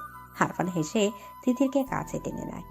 সহাস্য গলায় কৌতুক করে বলল, মাঝিকে সারা জীবনের জন্য চাও, আবার নৌকার সামান্য দোলায় ভয় পাও? এমন হলে তো হবে না অসুন্দরী। হবে হবে, এই সুন্দরের জন্য সব হবে। রাতের জোরালো হাওয়ায় নৌকা আপনা আপনি চলছে। তিতির সামনের দিকে তাকিয়ে বলল, টাইটানিক ছবিটা দেখেছো? অনেকবার। কতবার দেখেছি তার হিসাব নেই। জাহাজে রোজ আর জ্যাক যেমন পাখি হয়েছিল, চলো না তেমন পাখি হই। নিঝুম রাত, ঝিঝি পোকার ঝিঝি ডাক ব্যতীত আর কোনো শব্দ নেই। চারপাশ স্তব্ধ হয়ে আছে। আকাশে চাঁদ তারা মিটিমিটি হেসে যেন তাদের ভালোবাসা দেখছে। এমন মধুর পরিবেশে যদি প্রিয়তমা পাশে থাকে, তাহলে আরফান ঠিক থাকে কি করে? কোনো শ্রাদ্রব্য সেবন না করে তিতির নেশায় আচ্ছন্ন হয়। নিজেকে হারাতে ইচ্ছা করে ছোট তিতিরের মাঝে। বেসামাল ইচ্ছেরা আশকারা দেয়। তার এমন দিশেরা অবস্থায় তিতির যখন আবদার করে সে রোজ আর জ্যাকের মতো পাখি হতে চায়, তখন আরফানের ইচ্ছা করে জ্যাকের মতো রোজকে আদর করতে, একটু ছন্ন ছাড়া হতে। আরফান নিজেকে শান্ত করতে জোরে নিঃশ্বাস ফেলে। তিতির আরফানের শান্ত অথচ চঞ্চল চোখের দিকে তাকায়। তার বুকের খাঁচার হৃৎপিণ্ডটা বেসামাল ভাবে লাফাচ্ছে। আরফানকে খুব ভালোবাসতে ইচ্ছা করছে। পাগলের মতো আরফানের বুকে লেপ্টে থাকতে ইচ্ছা করছে। তিতির খুব ভালো করে জানে এই ভাবনাগুলো ভাবা অন্যায়, কিন্তু তার অবাধ্য পাগলাতে মনে এগুলো ভাবছে। নিঝুম রাতে প্রিয় মানুষের আঙুলের মৃদু ছোঁয়া তার বুক কাঁপিয়ে দিচ্ছে। আরফানের এমন শান্ত চোখের দৃষ্টি তাকে আরো পাগল করে দিচ্ছে। আরফানের গায়ের ভীষণ পরিচিত গ্রামটা এত ভালো লাগছে। আরফান হাসে, হাতে দিয়ে তিতিরের দুহাত আঁকড়ে ধরে পাখির মতো ডানা মেলে। দুজন চোখ বন্ধ করে রাখে। খোলা নদীর উত্তাল বাতাসে কপত কপতিকে নিবিড় ভাবে ছুঁয়ে যায়। আরফান তিতিরের কানের কাছে মুখ নিয়ে ফিসফিস করে বলল, ভালো লাগছে? ভীষণ।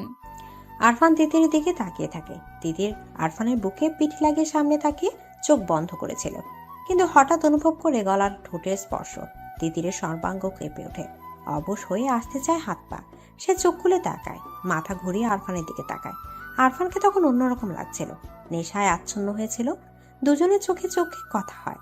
আরফান টুপ করে তিতিরের ঠোঁট স্পর্শ করে বলল, ভালোবাসি। তিতির এক দৃষ্টিতে তাকিয়ে আছে। তিতিরের চোখের ভাষায় কিছু ছিল যা আরফানের বুক কাঁপিয়ে দিল। মাঝ নদীতে এক গভীর চুম্বনের সূচনা হলো। উন্মাদ হয়ে গেল দুজন। কিছুক্ষণ পর আরফান শক্ত করে তিতিরকে আঁকড়ে ধরে ফিসফিস করে বলল, আমি সবাইকে মানিয়ে জলদি বিয়ে করে নেব, প্রমিস। তুমি খুব দুষ্টু, আমি তোমাকে বিয়ে করব না। কাকে করবে? আরশকে? না, তোমাকে। নৌকার পাটাতনে দুজন শুয়ে আকাশের দিকে তাকিয়ে থাকে। চাঁদটা কেমন ঝলঝল করছে। তিতিরে মনে হলো একটু আগে তাদের ভালোবাসার সাক্ষী হয়ে চাঁদ হাসছে। সে লজ্জা পায়, আরফানকে জড়িয়ে ধরে। কি হলো? চাঁদ সব দেখে নিয়েছে। তিতিরের কথায় আরফান হো হো করে হেসে ওঠে। এই মেয়েটা কাছে থাকলে দুনিয়া তো সুখী লাগে। সে তিতিরের কপালে ভালোবাসার স্পর্শ এঁকে দেয়। চাঁদকে সাক্ষী রেখে মাঝিকে পার্মানেন্ট করেছো। চাঁদকে সাক্ষী রেখেই মাঝির আদরে আদুরে বলে, তুমি আমার মাছি। আজকে আমার তিতির আমাকে তুমি করে বলছে। মাছি তো খুব দুষ্টু। আরফান হাত বাড়িয়ে নদী থেকে পানি এনে তিতিরের গায়ে দেয় আর বলে, মাঝিরা দুষ্টুই হয় গো সুন্দরী। গভীর রাত, সবাই ঘুমালেও মারিয়ার চোখের তারায় যেন ঘুম দেখা নেই। মাহমুদ তার ঘুম করে নিয়েছে। কি নিদারুণ ব্যথায় তাকে জড়িয়ে রেখেছে, তাকে লোকটা জানে। উনি এত নিষ্ঠুর, এটা মারিয়া জানা ছিল না। আগে না হয় মারিয়া ওনার কেউ ছিল না, কিন্তু এখন তো মারিয়া ওনার স্ত্রী। এটা মানা গেল যে সারাদিন কাজ নিয়ে ব্যস্ত থাকে, তাই না মারিয়ার কথা মনে পড়ার সময় পায় না। কিন্তু রাতেও কি কাজ করে? এমন একান্ত নিরিবিলি রাতে কি তার কথা মনে হয় না? মাহমুদের কথা ভাবতে ভাবতে মারিয়ার গাল ভিজে ওঠে। কান্না করা যেন তার নিয়মিত রুটিন হয়ে গিয়েছে। মাহমুদ বাড়ি আসে না, এটা একরকম শাস্তি। কিন্তু মোবাইলের নাম্বার ব্ল্যাক লিস্টে রাখার মানে কি? মারিয়া যে যোগাযোগ করবে এমন একটা রাস্তাও সে খুলে রাখেনি। মারিয়া হঠাৎ বুঝতে পারে তার মোবাইলটা মৃদু কেঁপে উঠেছে। সে পানি ভরা চোখে ঝাপসা দৃষ্টি মেলে মোবাইলের দিকে তাকায়। এত রাতে কে ফোন দিবে? মাহমুদের কল দেখে আনন্দে মারিয়ার দম বন্ধ হয়ে যায়। কাপা কাপা হাতে ফোন রিসিভ করতে গেলেই তা কেটে যায়। মারিয়া হতভম্ব হয়ে তাকিয়ে থাকে। ফোন রিসিভ করার আগেই কেটে গেল। আফসোসে মারিয়া মরে যেতে ইচ্ছা করলো। তখনই আবার ফোন এলো। মারিয়ার সাথে সাথে রিসিভ করে, কিন্তু কথা বলতে পারে না। কোনো এক অজানা কারণে তার গলা দিয়ে কথা আসছে না। মাহমুদ বোধহয় তার কথায় অপেক্ষায় ছিল। সে চুপ দেখে মাহমুদ বলল, মারিয়া। মারিয়া কেঁপে ওঠে, চোখ বন্ধ করে মাহমুদের গলার স্বর অনুভব করে। মাহমুদ আবার বলল, ঘুমিয়ে গেছো? না। এত রাত হলো, ঘুমাওনি কেন?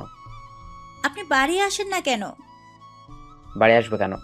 কেন আসবেন জানেন না? ও আচ্ছা। কি আচ্ছা? আসতে হবে না। তুমি কি আমার উপর রাগ করে আসছো? না। মারিয়া শোনো, হুম। তোমার জন্য একটা সারপ্রাইজ আছে। কি সারপ্রাইজ? কালকে বাড়ি আসছি। মারিয়ার হাত পা ঠান্ডা হয়ে যায়।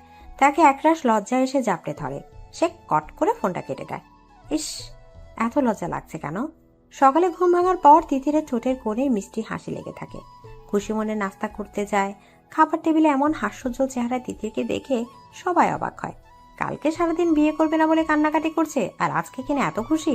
সবাইকে তার দিকে এমন করে তাকিয়ে থাকতে দেখে তিতির ভ্রু কুচকায়। ইশারায় জিজ্ঞেস করে, কি? জয়তুন বেগম আরফানের মা সালমার দিকে তাকিয়ে বলল, দেখেছো সালমা, বিয়ের কথা শুনলে প্রথম প্রথম মেয়েরা একটু কাঁদেই, তারপর ঠিক হয়ে যায়। জয়তুন বেগমের কথা শুনে তিতিরের মুখের হাসি উবে যায়। সে যে আরফানের সান্নিধ্যে এসে এমন খুশি হয়েছে তা কি করে বুঝবে? মুখ অন্ধকার করে বলল, এই জন্যই কি হাসতেও পারবো না? আমি বলেই দিয়েছি বিয়ে করব না। তুমি বেশি বুঝো দাদি। মহিবুল্লাহ তার মায়ের প্রতি অগাধ সম্মান। তার মায়ের মুখের উপরে কথা বলা একদম পছন্দ করেন না। মেয়ের এমন চটাং চটাং কথায় উনি বিরক্ত হয়। রেগে বলল, তোমাকে জন্ম দিয়ে বড় করেছি, এবার বিয়ে দেব। একদম বেশি কথা বলবে না, আমার সবার থেকে ভালো বোঝে। উনি যেহেতু বলেছে বিয়ে দিতে, তাহলে বিয়ে হবেই, বরং মঙ্গলজনক হবে। তিতি স্তব্ধ হয় তার আব্বার দিকে তাকিয়ে আছে। মঙ্গল? আরফানকে ছাড়া তার কোনো কিছুই মঙ্গল হবে না। ওনাদের সবার মনোভাব দেখে মনে হচ্ছে যে কোনো মুহূর্তে বিয়ে হয়ে যেতে পারে। সে আশেপাশে মাথা ঘুরিয়ে আরফানকে খুঁজে, কিন্তু কোথাও আরফান নেই। তিতির বিমর্ষ হয়। আরফান তাকে বলেছিল সে সবাইকে বুঝিয়ে বলবে, কিন্তু এখন এই মুহূর্তে মানুষটাকে দেখতে পাচ্ছে না, অথচ এখনই কথাটা বলার সুযোগ ছিল। তিতির খাবার রেখে উঠে তার রুমে চলে যায়, তার পিছু পিছু আরশও যায়। সবাই যেন ব্যাপারটা দেখেও দেখলো না। ওনাদের ধারণা দুজনের বিয়ে হবে, এখন একটু আলাদা কথা বলতেই পারে। আরশ গিয়ে তিতিরের খাটে বসে। তিতির আরশের দিকে তাকিয়ে বলল, কি ব্যাপার ভাইয়া, এখানে এসেছেন কেন? হবু বউয়ের কাছে আসতে সমস্যা কি? আপনার হবু বউকে? তুমি? আমি আপনাকে বিয়ে করব না, এই আশায় ঘুম নষ্ট করবেন না।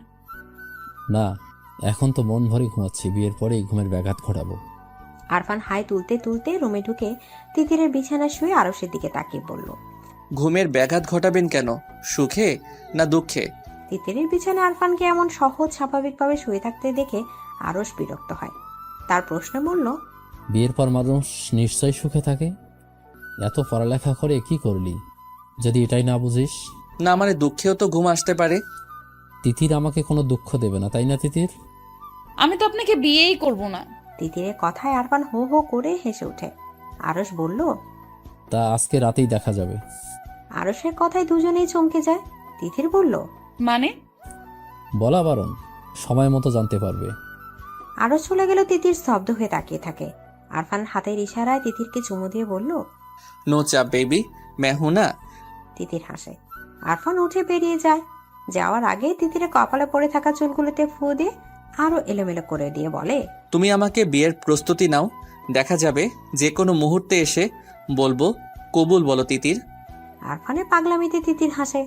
আরশের পক্ষে যদি বাড়ির সবাই থাকে তাহলে আরফানের পক্ষে শুধুমাত্র সে থাকবে, আর তার ধীর বিশ্বাস যে আরফান তাকে নিজের করে নিতে পারবে। দুপুর হতে হতে আরফান আর তিতির এটা বুঝতে পারে যে আরশের সাথে আজকে বিয়ে হয়ে যাবে। আরফান হাসে। সন্ধ্যা নাগাদ সবার অগোচরে তিতিরকে নিয়ে বেরিয়ে যায়। ঘণ্টাখানেক পর দুজন ফিরে আসে। বাড়িতে ততক্ষণে হট্টগোল পড়ে গিয়েছে। শাহাবুদ্দিন আরফানের সামনে দাঁড়িয়ে বলল, কোথায় গিয়েছিলি? আমরা বিয়ে করেছি আব্বা। তিতির সুখ নাকি দুঃখ কোনটা অনুভব করছে সেটা তার বোধগম্য হচ্ছে না। তার শরীর মৃদু কাঁপছে। আরফানের হঠাৎ সিদ্ধান্তে সে তৎক্ষণাৎ ভাবনায় পড়ে গিয়েছিল। সবাইকে না জানিয়ে বিয়ের মতো এমন গুরুত্বপূর্ণ সিদ্ধান্ত একা নেয়া কি যে সে কথা? কিন্তু তার আরফানের দিকে তাকিয়ে মনে হলো, এখন এই মুহূর্তে সে সায় না জানায় তাহলে সারা জীবনের জন্য প্রিয় মানুষকে হারিয়ে অপ্রিয় মানুষের বুকের অনিচ্ছা যেতে হবে, গুমড়ে কেঁদে মরতে হবে আজীবন। তিতি চোখ বন্ধ করে সিদ্ধান্ত নেয়। আরফান তো বাইরে কোনো ছেলে না, সবার চেনা জানা নিজেদের ছেলে। হয়তো প্রথমে একটু ঝামেলা হবে, কিন্তু পরে তো সব ঠিক হয়ে যাবে। কিন্তু এখন যদি সবার ভয়ে তার দিকে আরফানের বাড়িতে দেয়া হাতটা শক্ত করে না ধরে, তাহলে এই মানুষটাকে সারা জীবনের জন্যও হারাতে হবে। এটা তিতির কখনোই মানতে পারবে না। তাছাড়া তার ভালোবাসা কি এতই ঠুনকো নাকি যে হাত ছেড়ে দেবে? সবার রুদ্র মূর্তি দেখে তিতিরের বুকটা ধরাস ধরাস করে কেঁপে ওঠে। সে আরফানের পেছনে গিয়ে দাঁড়ায়। সবকিছু আরফানই মোকাবেলা করবে। আরফান তার সদ্য বিবাহিত স্ত্রীর দিকে তাকে বুঝতে পারে তিতির ভয় পাচ্ছে। সে সবার অগোচরে হাতের মৃদু চাপে তাকে আশ্বস্ত করে দেয়। তিতির আরফানের পিঠের কাছের শার্ট শক্ত করে ধরে। শাহাবুদ্দিন খান আরফানের দিকে শক্ত চোখে তাকিয়ে আছে। আরফান সবার দিকে তাকিয়ে মনোভাব বোঝার চেষ্টা করছে। শাহাবুদ্দিন খান কোনো কথা না বলে ঠাস করে আরফানের গালে থাপ্পড় দিয়ে ফেলে। ওনার এমন কাজে উপস্থিত সবাই হতভম্ব হয়ে যায়। শাহাবুদ্দিন খান আর মারার আগে সালমা বেগম ছেলেকে আঁকড়ে ধরে বাধা দেয়। গায়ে হাত তুললেন কেন? ছেলে কি এখনো ছোট আছে? যা বলার মুখে বললেন। তুমি সামনে দাঁড়িয়েছো কেন? ওকে কথা বলতে দাও। সালমা বেগম সরে দাঁড়ান।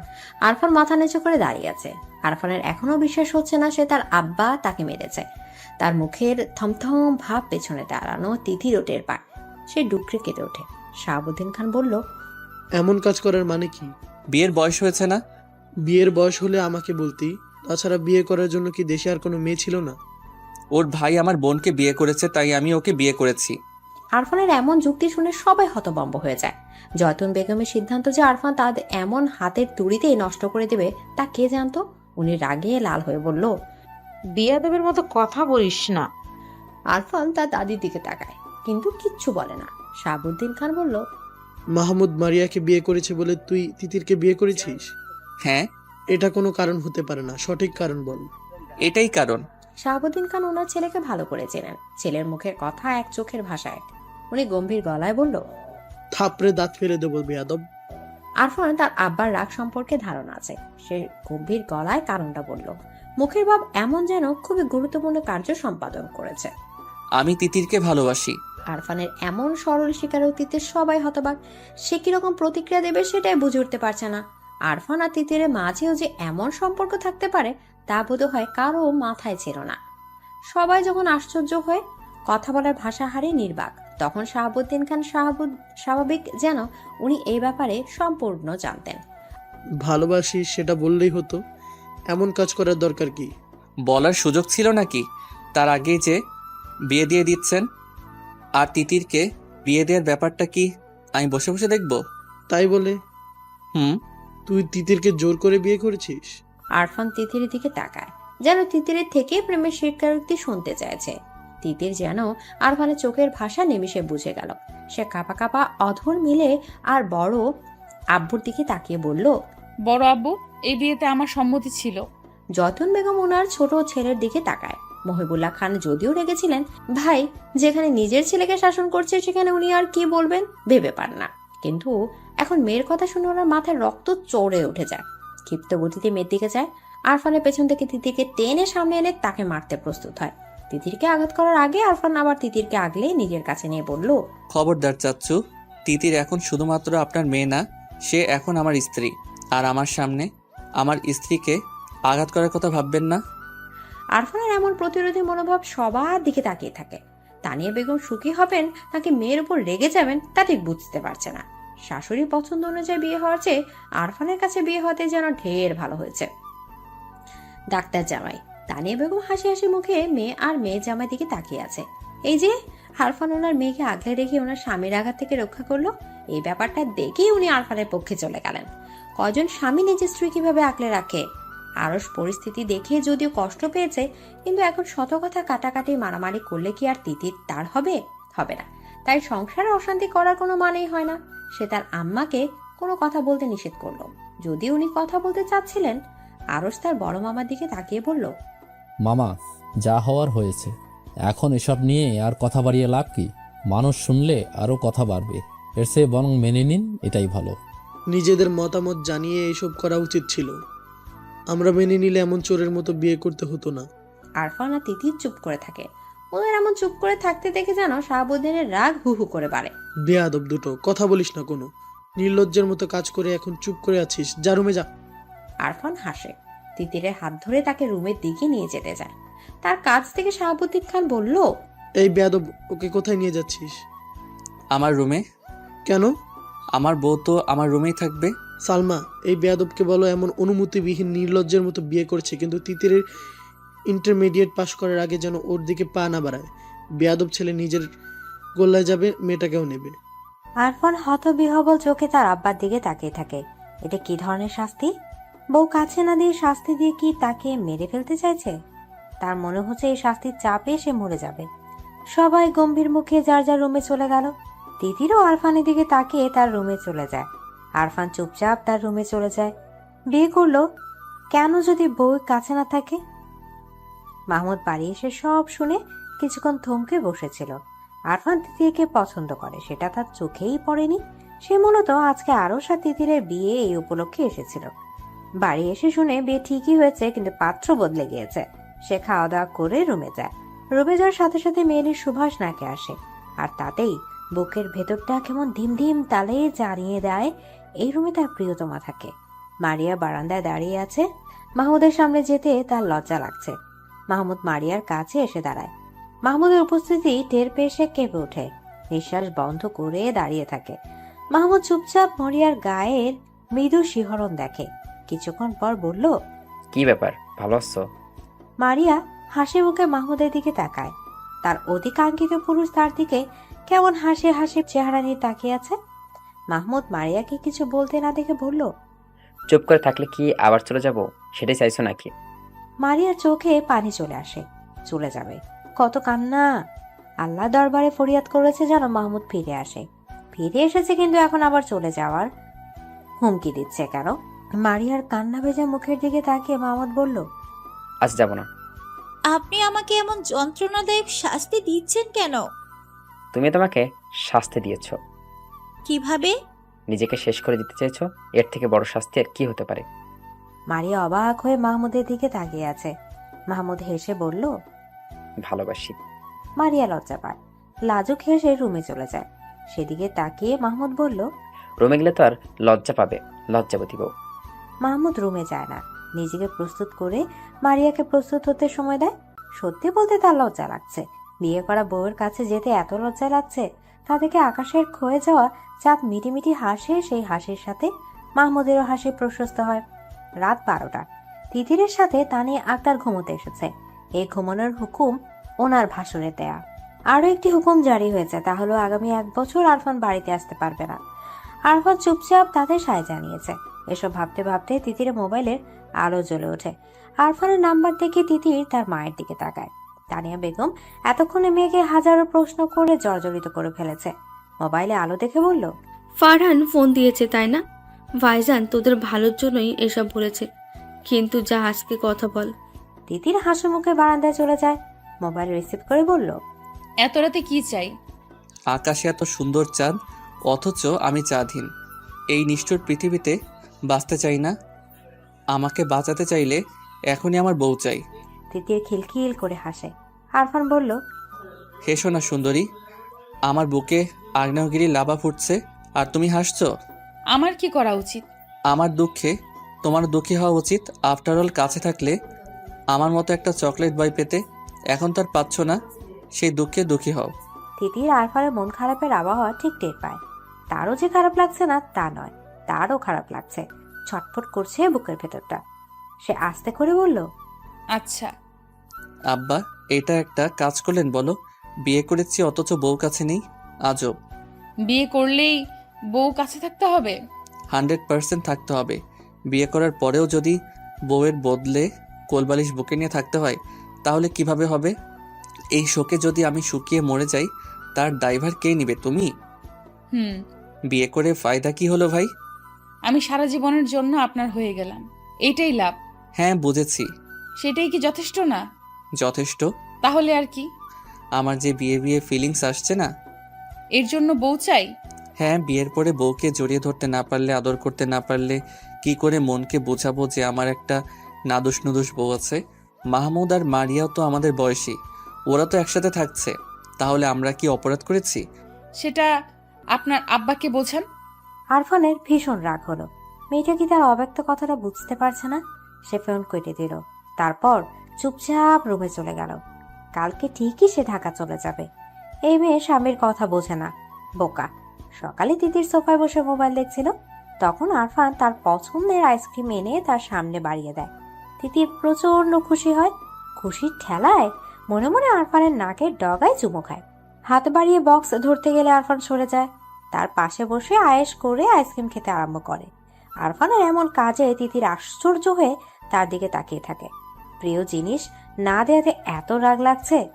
আরফান আইসক্রিম খেতে খেতে বলল, কেমন লাগে আপু? একটু দেন না। একটু না, তোর খাটাস বড় বাবা আমাকে বউ থেকে বঞ্চিত করেছে। বিয়ে করার পরেও আমাকে সিঙ্গেল রাত পার করতে দিয়েছে। তুই কি ভেবেছিস আমি তোকে খেতে দেব? কখনো না। প্রিয় জিনিস কাছে থাকার পরেও না ছুতে পারা, না খেতে পারার কষ্ট কি হতে পারে এবার বোঝ। আপনি আমায় গাধা, সেটা তো কথার কথা বলেছি। তিতির আরফানের কথা বিশ্বাস করলো না। সে আরফানের আইসক্রিম খাওয়ার দিকে তাকে ছুটে রুমে চলে যায়। মনে মনে ভাবে, জামাই কি এমন লাগামহীন হয়? উফ। জয়তুন বেগম মুখ ভার করে বসে আছে। আরফান ওনার মনোবাসনা এমন এক তুড়িতে যে নষ্ট করে দেবে তা উনি কল্পনাও করেনি। ওনার কথার অবদ্ধ হওয়ার সাহস কি করে হলো? ছেলেটা এত বেয়াদব তা আগে কখনোই চোখে পড়েনি। নাতির সামান্য আবদার রাখতে না পারার কষ্টে মুখ ভার করে সোফায় বসে আছে। এ বাড়ির ছেলে মেয়েগুলো এত খারাপ, একটা আরেকটার সাথে প্রেমে মশগুল হয়ে গেছে। মান সম্মান পুরো শেষ। আরশ রুম থেকে বেরিয়ে তার নানির বিষণ্ণ চেহারা দেখে তাকিয়ে ভ্রু কোচকায়।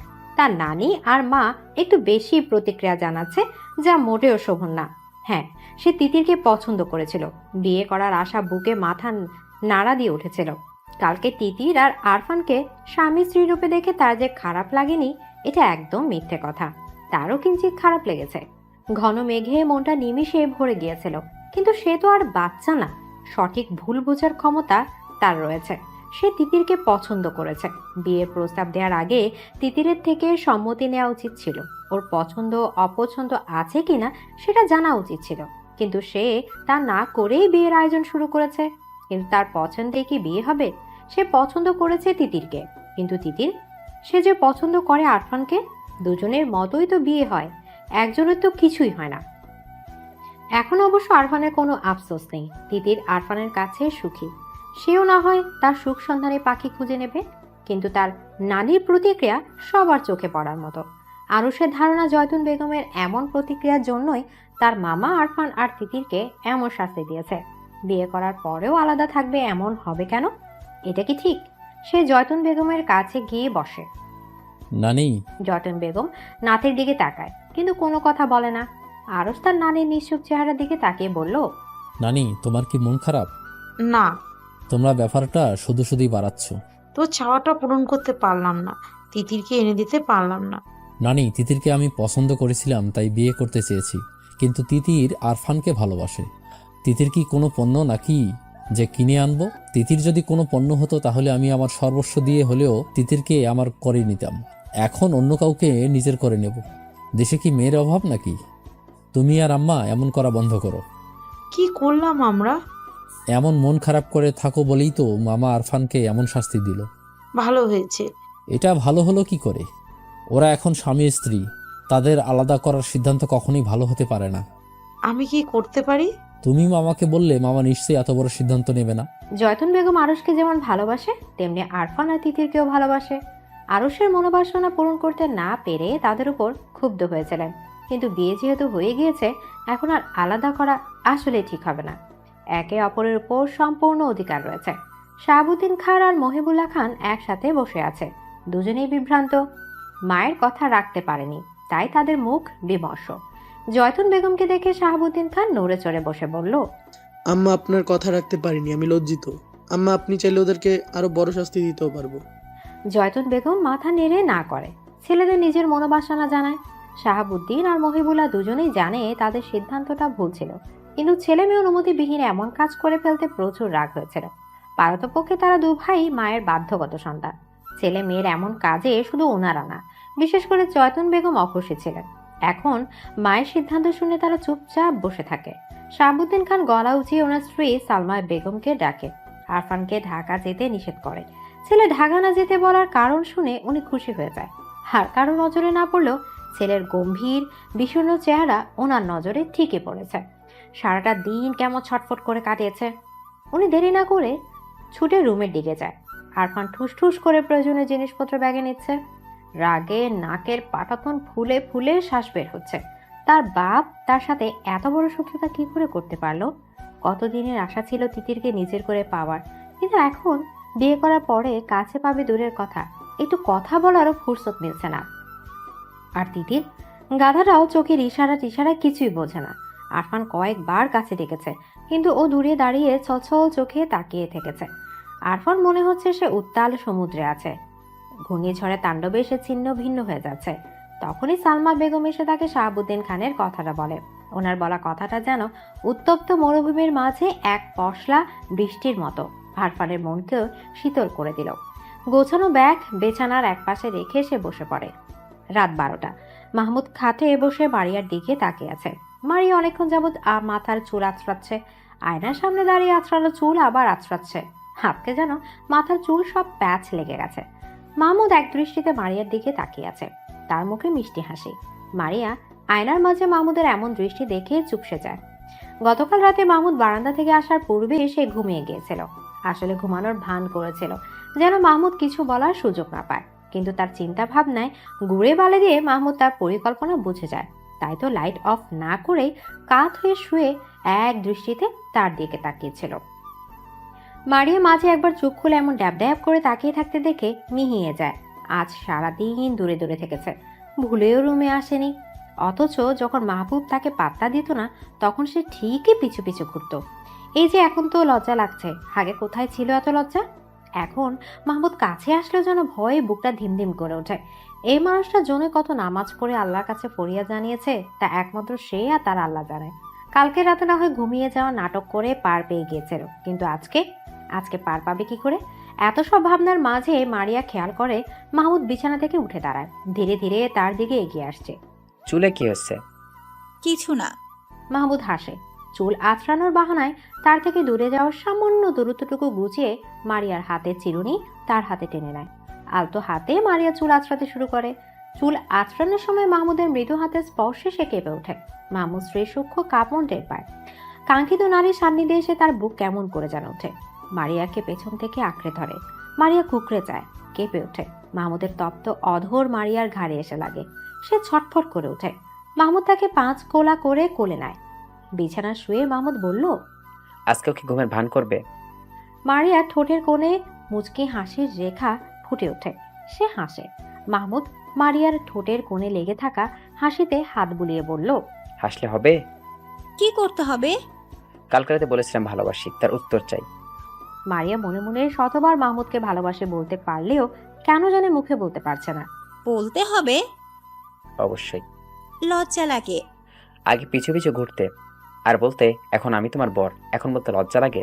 মারিয়া সত্যি আগের মাহমুদকে দেখলে এত লজ্জা লাগতো না, এখন যত লজ্জা লাগে। সে আবারও মুচকি হাসে। মাহমুদ তার দিকে ভীষণ মায়া চোখে তাকায়। বলো না, বলো।